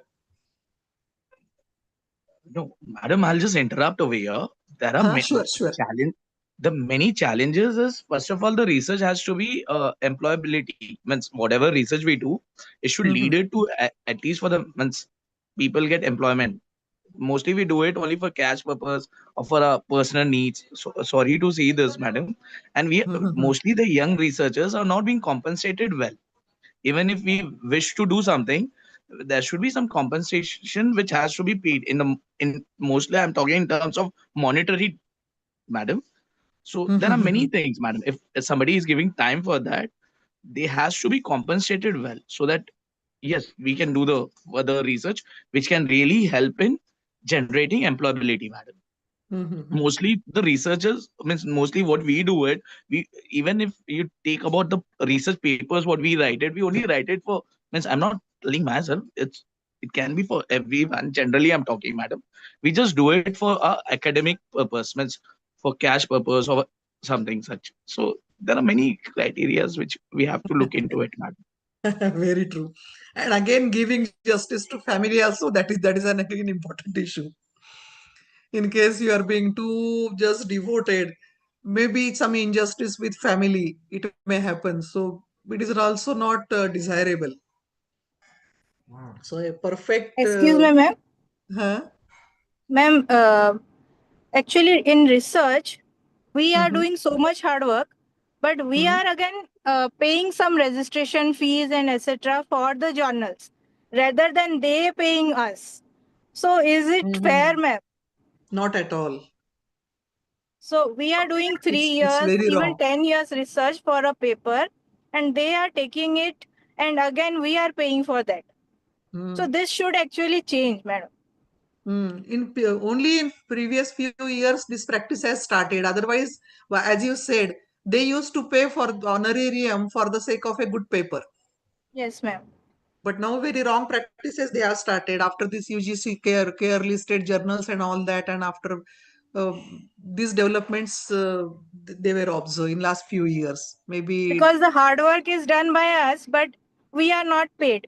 Rather, we are giving them money. But there are some journals which we are not Yes, required to ma'am. pay. Nowadays it has come. Some Yes. journals are there. So in But case ma'am, you as sorry to interrupt, but as a reviewer, we are not paid.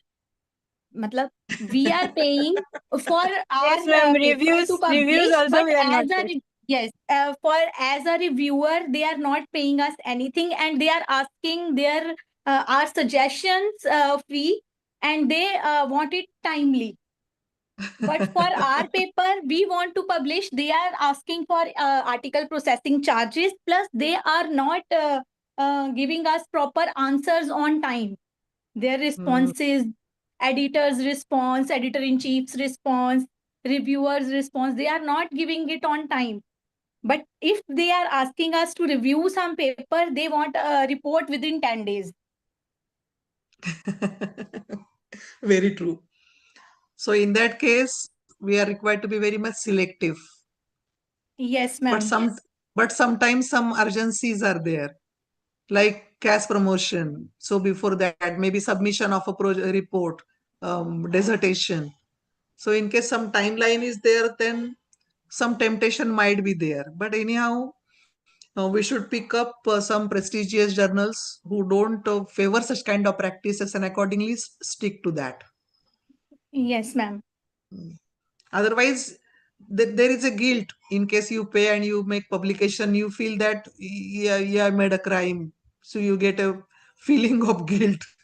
You don't enjoy the publication as such. It may happen. Yes, ma'am.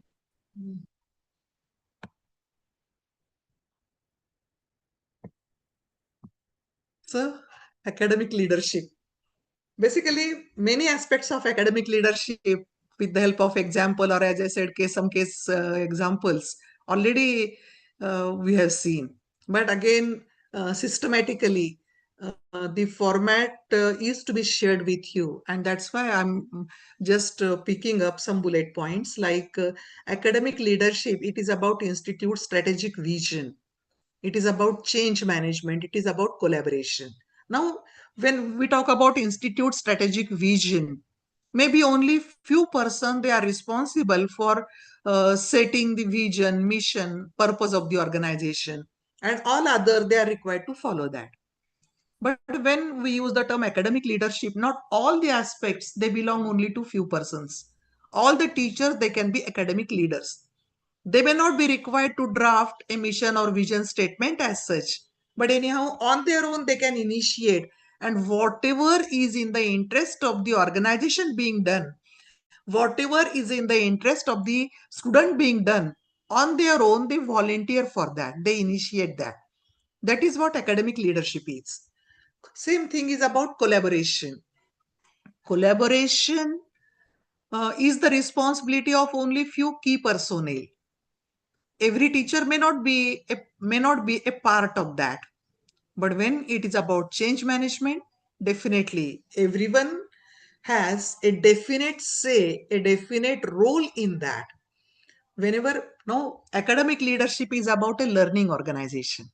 In management we talk about the term learning organization, and we term the employees as knowledge workers, indicating that they are required to be on their toes to accept something new concepts, new techniques.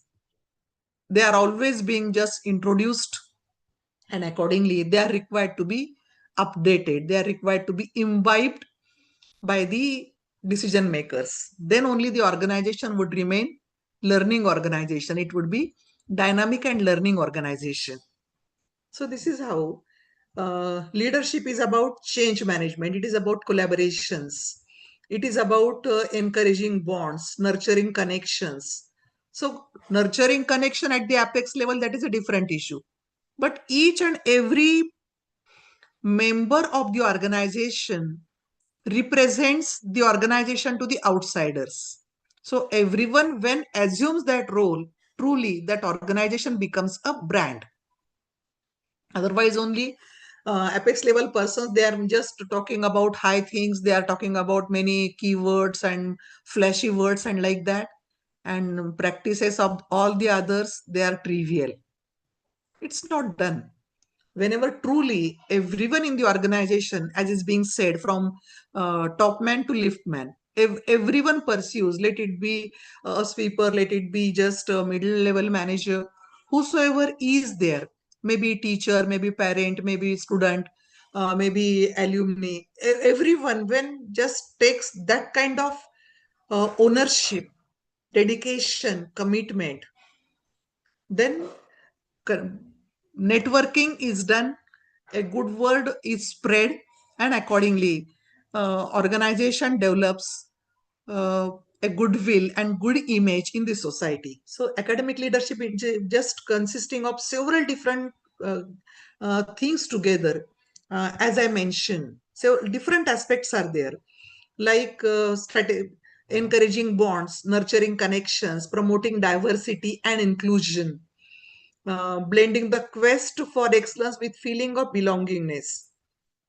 So it is but natural that when I work for the organization, I require some appreciation. I expect a pat on the back. I express some kind of incentive. But when it is not done, I understand it is very difficult to continue to carry on. But an academic leader has to do that. I understand because it took me 10 long years to confirm my services. I was temporary for a few years. Service conditions, they were not just very much conducive. Since I did that, I think I have a right to expect and to tell the others also being just doing the same. Because no appreciation, no recognition. So how many years you can sustain uh, that kind of thing, that is up to an individual. So it's not very easy. That's why I made a mention of various kinds of favoritism, criticism, politicalization, various pressures like maybe no grant organizations and very meager pay that is being paid, contractual appointments. Hundreds of issues are there. Some in private colleges, again, giving some kind of money first and then getting the appointment later. May not be getting full salary at the end of the month.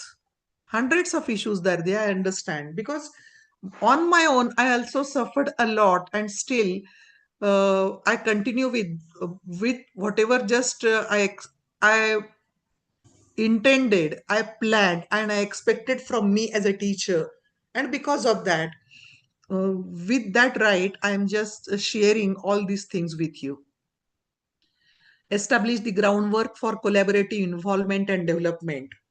Now, only and only uh, everyone is very deeply connected with that, then only a good brand gets developed.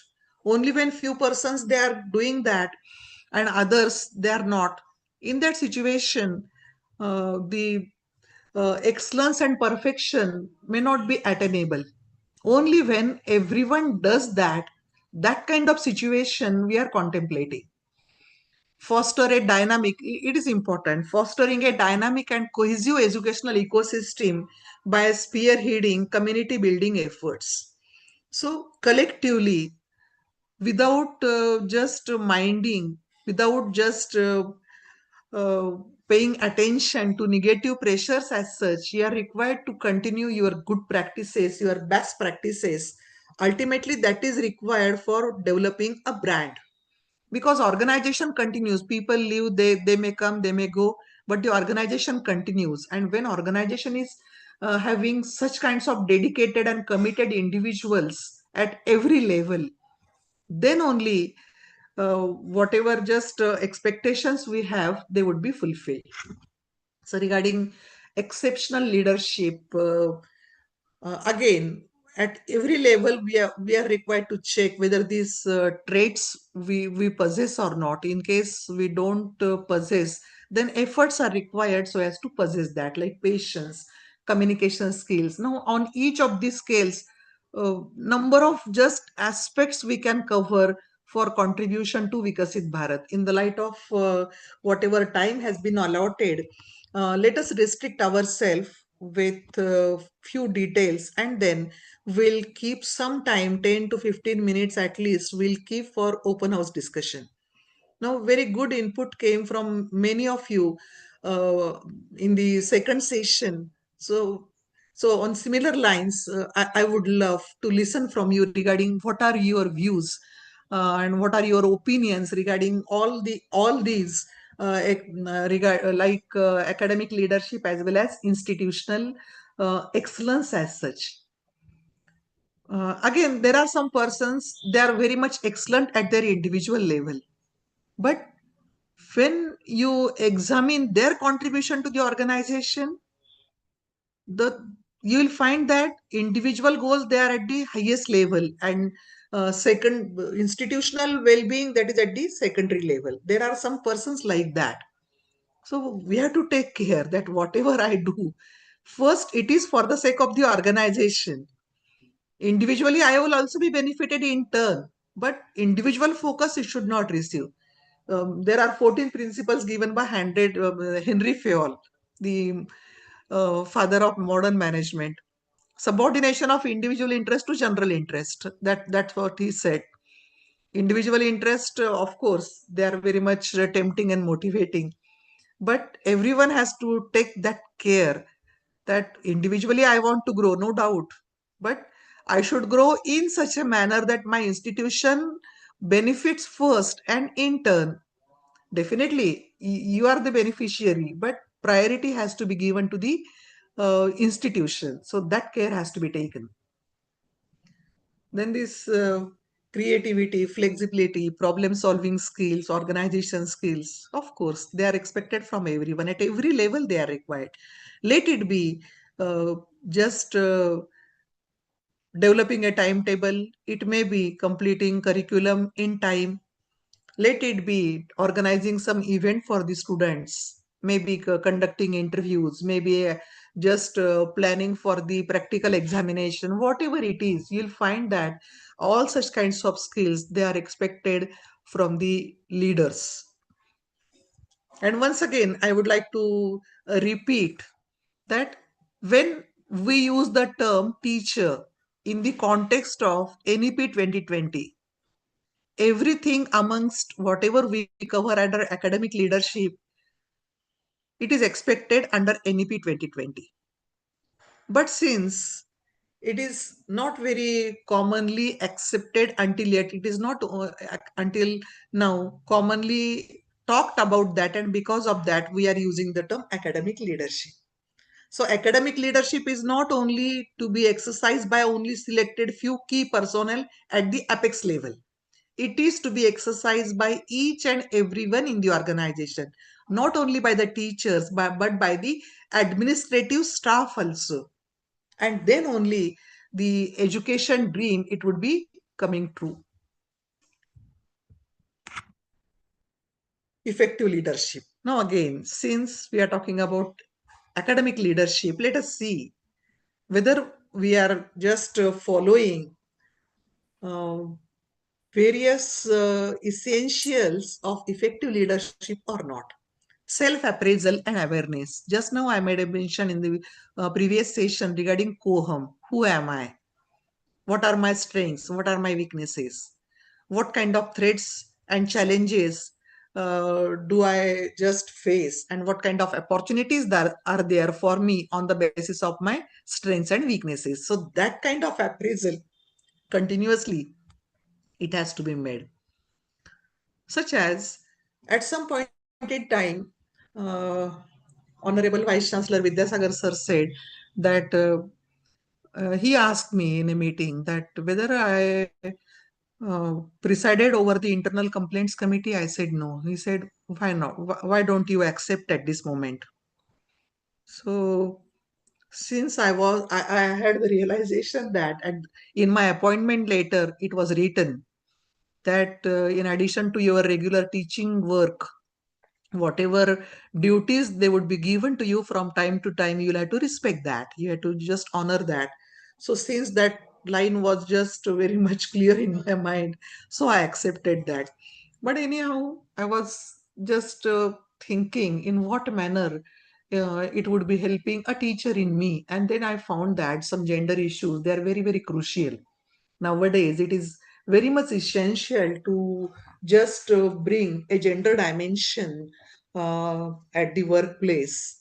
And accordingly, in case after assuming that responsibility as a president ICC, after receiving some complaints, after just conducting some just sessions, uh, cross checking and all that, then I realized that previously also it was within me, but it was not visible, and I was not that effective uh, before shouldering that responsibility to bring gender issues at my workplace and indicate to my students that you are required to respect gender sensitive, and gender equality has to be established, and gender sensitive environment, that is the need of the hour.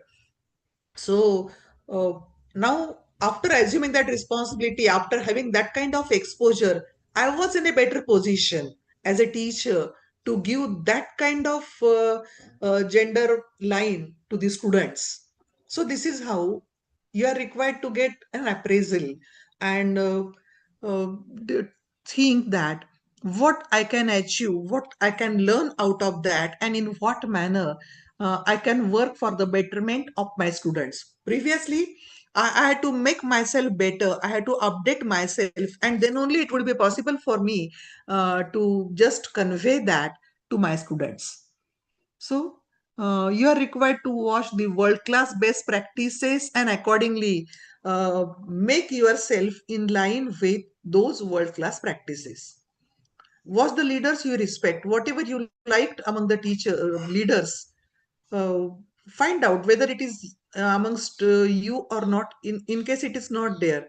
So definitely efforts are required to imbibe that. Then again, choosing the right leadership style. Number of leadership styles are there.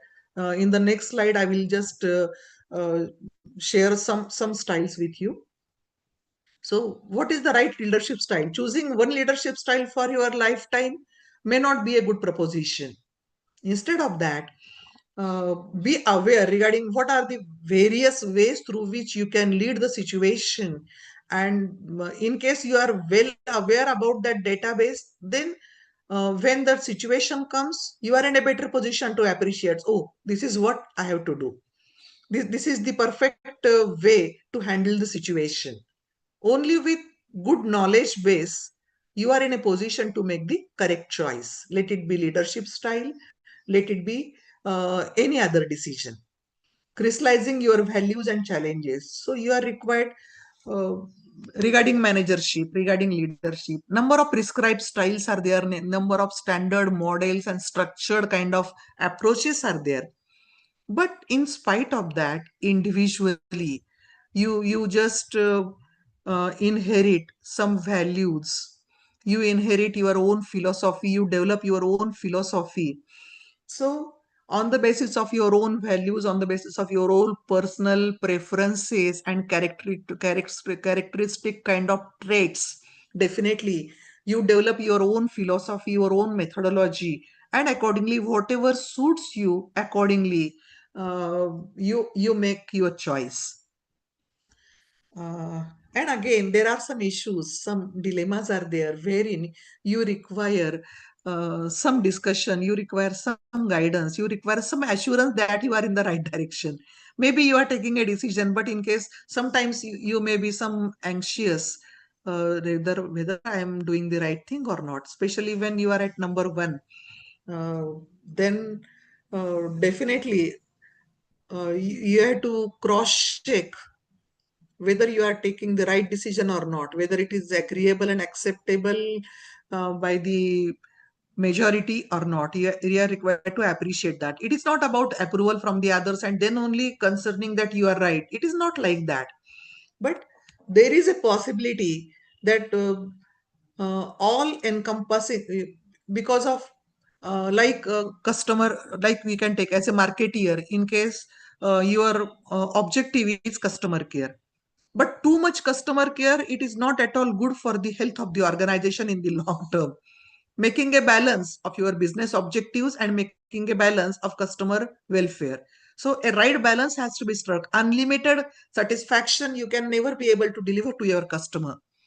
So this is how, whenever you are making some uh, crucial decision, whenever you are making some decision which are having long lasting consequences, far reaching ramifications, in that situation, definitely it would always be better to approach either a coach or a mentor. So this is how good people, they you should be in touch with, and not always those who just praise you and who said all good about you. Instead of that, uh, just approach some people who will never just hesitate in expressing your wrongdoings and just indicating very clearly that you did a wrong thing or you made a wrong decision. So be in touch with such persons also. And obviously, getting feedback frequently, that is always a good practice.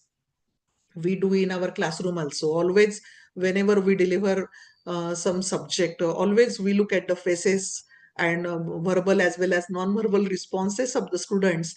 And not only we believe in feedback control, we exercise feed forward control also, as well as we get concurrent feedback also. So this is how, always before the beginning, while doing that, and after the end, at all these three phases, getting the feedback from the stakeholders, that is always a good practice for being on the right track. Then establishing clear communication, that is again a very we can say very important, significant kind of guideline for an effective leader, being a role model. Just don't say that do this and do that. Instead of that, you do that and immediately people, they will follow you. So this is how, always walking the talk. That is the expectation from a good leader. Setting smart goals, specific, measurable, actionable, achievable, as well as relevant and time bound goals you should set. Give importance to planning. Always, anything, long term planning, short term planning, medium term planning. Always go for that, and accordingly in phases. Just give justice for your work. So thereby, let it be any gigantic kind of task, with this specific kind of role of a planner and role of a controller, you can finish it very successfully. And being a lifelong learner, of course, that is the requirement for everyone, not only for teachers, not only for leaders, for everyone. In everyone, the requirement is, and as is being said, every teacher is a student and every student is a teacher. Every student teaches and every teacher learns.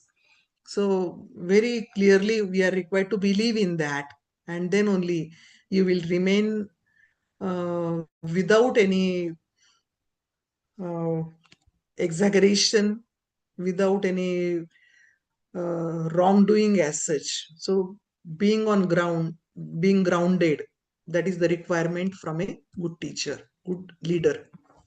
There are different leadership styles, like democratic leadership, autocratic leadership, laissez-faire leadership. Democratic leadership, as indicates, everyone has a say in making a decision. Autocratic, no one has a say.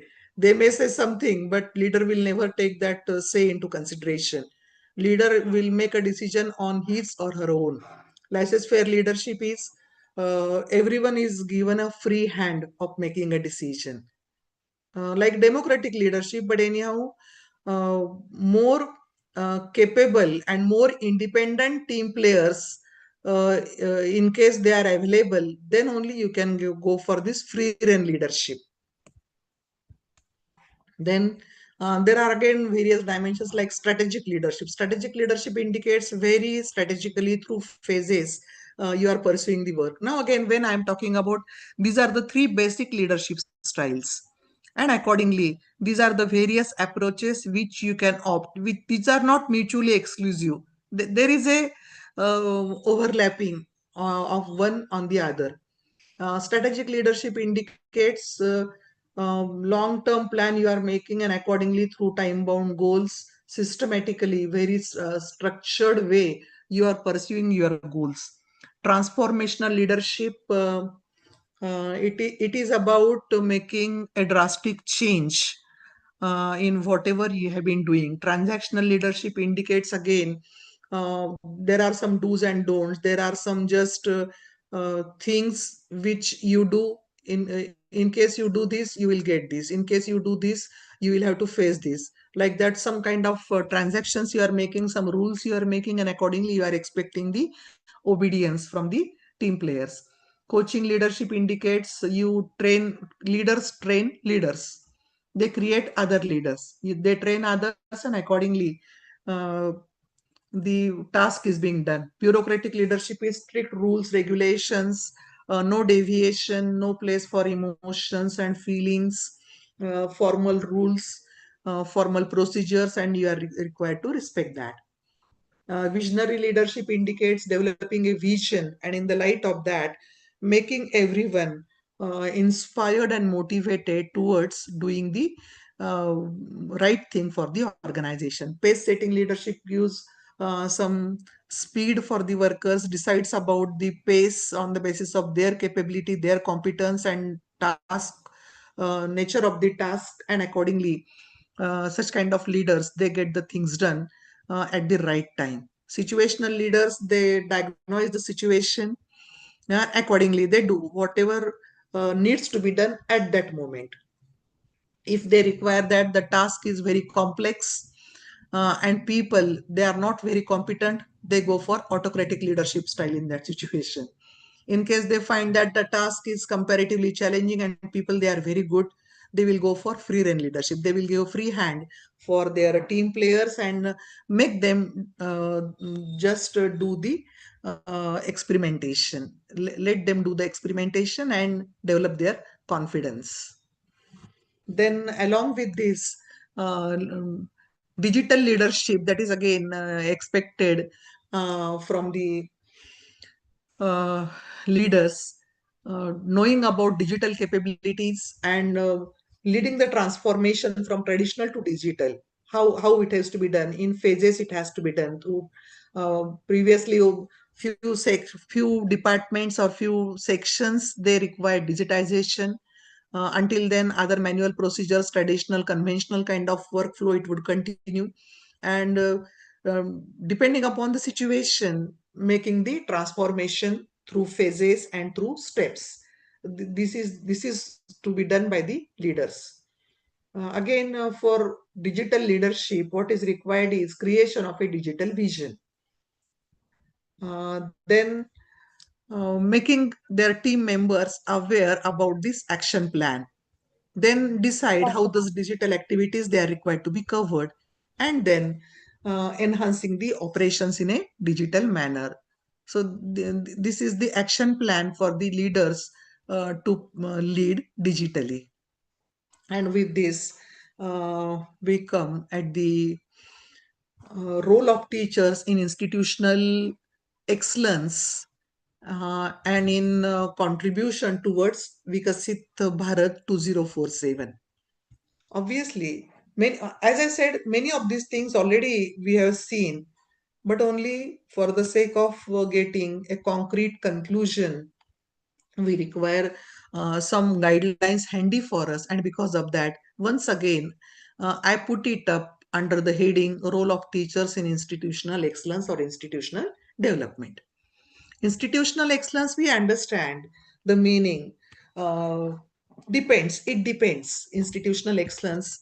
You have to develop your own. You have to just design your own definition. You have to just uh, watch world class best practices, and accordingly you are required to decide how you would be reaching towards those, and how, in what manner, by what means you will be excelling those world class best practices in due course of time. So the issue is making your institution a brand, uh, developing it in such a manner, and just putting it up at such a height that all others, they would take time to reach that place. It would not be easy for others to reach that place. That is what institutional excellence is on various dimensions. Otherwise, number of times there are narrow connotations. So number of times what happens, in case you think about management institute, and how do you evaluate a management institute? Maybe on the basis of placement percentage. But is there a difference between a good management institute and is it a glorified placement agency? Of course not. So you have to appreciate that kind of difference. And with that essence in my mind, I said you had to design your own definition of excellence of your institute. Because in case you are putting your management institute in lines so that 100% placement will be available, I don't think that would be a proper way of evaluating the excellence of a management institute. It is much more than that. It is not only just offering placement and getting it done. So, uh, as per your situation, as per your resources, as per your just capability, you are required to design and develop your own definition, and accordingly stick to it with your dedication, with commitment, as well as motivation. Then once you decide that this is what is to be done, definitely number of skills they are required to be developed. Upskilling is required, cross skilling is required, sometimes unlearning also is required. So you have to just explore all such probabilities, and then only institutional excellence would be achievable. Professional competency. Now, as per this NEP 2020, 50 hours of continuous professional development per year. It is a must for every teacher. At some point in time, we are having academic performance indicators. So for a teacher, what is to be done? Learning, just teaching these many classes, teaching these many courses, um, so some kind of updation, some kind of exposure with the industry, some kind of extension work. So some parameters they are decided. NAC is having different parameters. NBA, under NBA again different parameters they are established. So whatsoever is the apex institution, nowadays efforts are underway, except medical and legal profession. All other professions, they are just having some uniform standard practices. Some agencies are developed, like some research agencies are there, ANRF is there, Anusandhan Research Foundation. Then again, some institutions are there, like NAC accreditation, National Accreditation and Assessment Council. So this is how number of agencies, number of institutions they are underway, and they would establish some standards, some measures, some models. So depending upon your objectives, depending upon your capability and expectation, you are required to just seek such kind of competencies of regarding your profession. Then innovation, innovative, creative, and entrepreneurial approach. Again, that is a must in every situation. You are required to be innovative, you are required to be creative, you are required to be entrepreneurial, and then only excellence would be attainable. Lateral thinking. Instead of just thinking out of box thinking, that is required. Stereotyping, no, it is not done. Instead of stereotyping in a very different way, in case you are thinking, you are just looking at the problem, then only you would be reaching the highest and apex level of perfection as well as excellence. Of course, value based education, it is having its own importance. Very severely previously, this component was missing. Basically, while I gave you some examples of my entrepreneurship, sharing with my students the course known as business entrepreneurship or entrepreneurship development. Similarly, I experimented with many details regarding my course regarding disaster management also. I used to deal with this course for MBA students, and for a few years I was associated with science students also for dealing with disaster management, with just indicating them the management component. So such kind of multidisciplinary subjects, they are having tremendous potential, they are having tremendous just opportunities for innovation, for creativity, for being unique, for being very much different in looking at the scenario. So from that angle, this value-based education, again, that is very interesting kind of proposition, and that is the need of the hour. Never you should deviate from this value-based education for dealing with each and every angle of technology, especially whenever you are dealing with technology, especially when we are dealing with scientific procedures, specifically whenever you are talking about social aspects of the situation. This value-based education, it should never be ignored. It must not be ignored. This is the indication of NEP 2020 also. So along with regular aspects, integration of vocational education and integration of value-based education along with technological aspects, that is emphasized under NEP 2020, which is required for institutional excellence. Resources management, of course. We talked about infrastructure also on similar lines. Resource management also, that is very much essential for the sake of providing various facilities to the students. Then academic leadership is about building strong communities. It is about empowering others. Academic leadership, it is not only empowering oneself. Along with empowering oneself, self-empowerment, that is a part of that. And along with that, you must empower others also, so as to nurture their leadership ability. Clarity with reference to planning, clarity with reference to vision, mission, strong communication skills, that is required. Passion. In absence of passion, nothing could be achieved. So definite. There is a passion and focus, their clarity, they are having their own role. Teacher, they are required to be change managers. They are required to be change agents. So as is being said, nothing is permanent except change. So every moment you are required to accept change. Not only that, you are required to initiate change. So make your organization a learning organization. See to it that your team is consisting of knowledge workers, and then only this change management is attainable. Normal, obvious reaction to change is resistance. So you are required to find out what are the reasons for resistance, how to overcome those reasons for resistance, and how to make change welcome by all the employees in the organization, by all the team players, and by all the levels of the organization. So that is to be learned by everyone.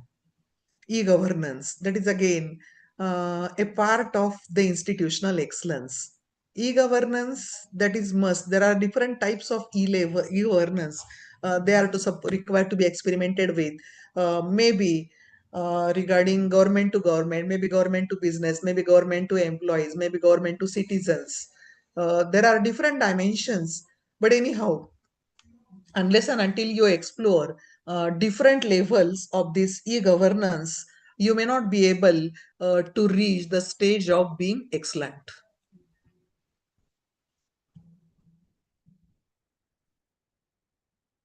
So time management has to be followed strictly. So wanted to say a lot, tried my best to share many of the aspects with you. And again, let us see any other opportunity so as to share maybe whatever has not been said, whatever I could not be just able to bring to your attention. Now, your reflections, please.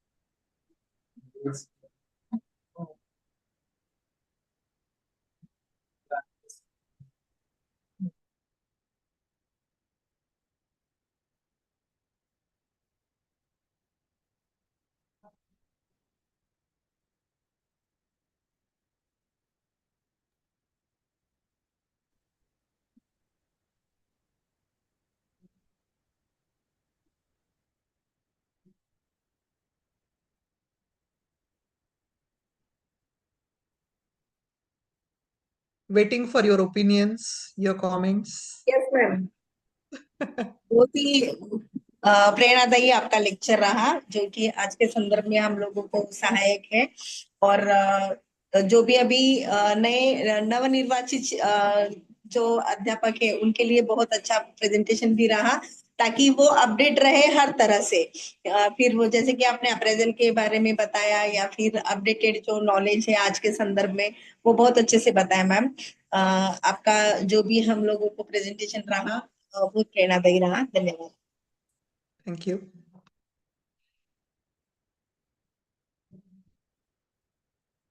Hello, I also want to say something here. Mm-hmm. Am I audible right now? Sure. Yes, clearly. Please carry on.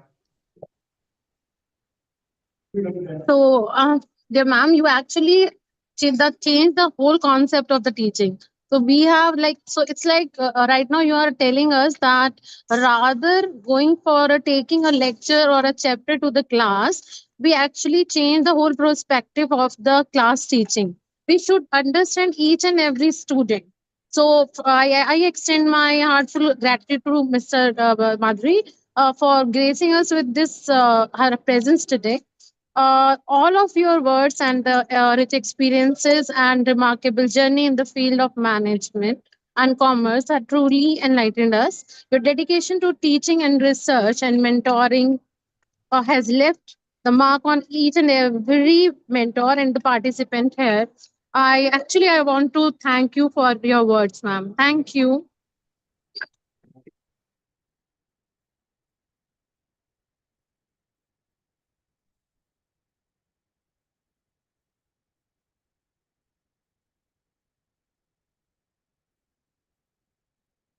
Shall I take your leave?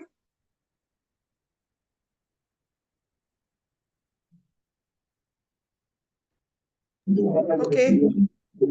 Yes, ma'am. I also want to say thank you, ma'am. Thank you for your valuable guidance during this Viksit Bharat 2047 program, ma'am. Your inspiring word motivated all of us to think about India's bright future. Thank you so much, ma'am. Thank you.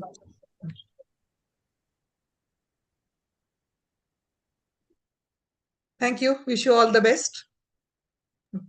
Thank you. Thank you, ma'am. Thank you. Thank you, ma'am. Okay, ma'am.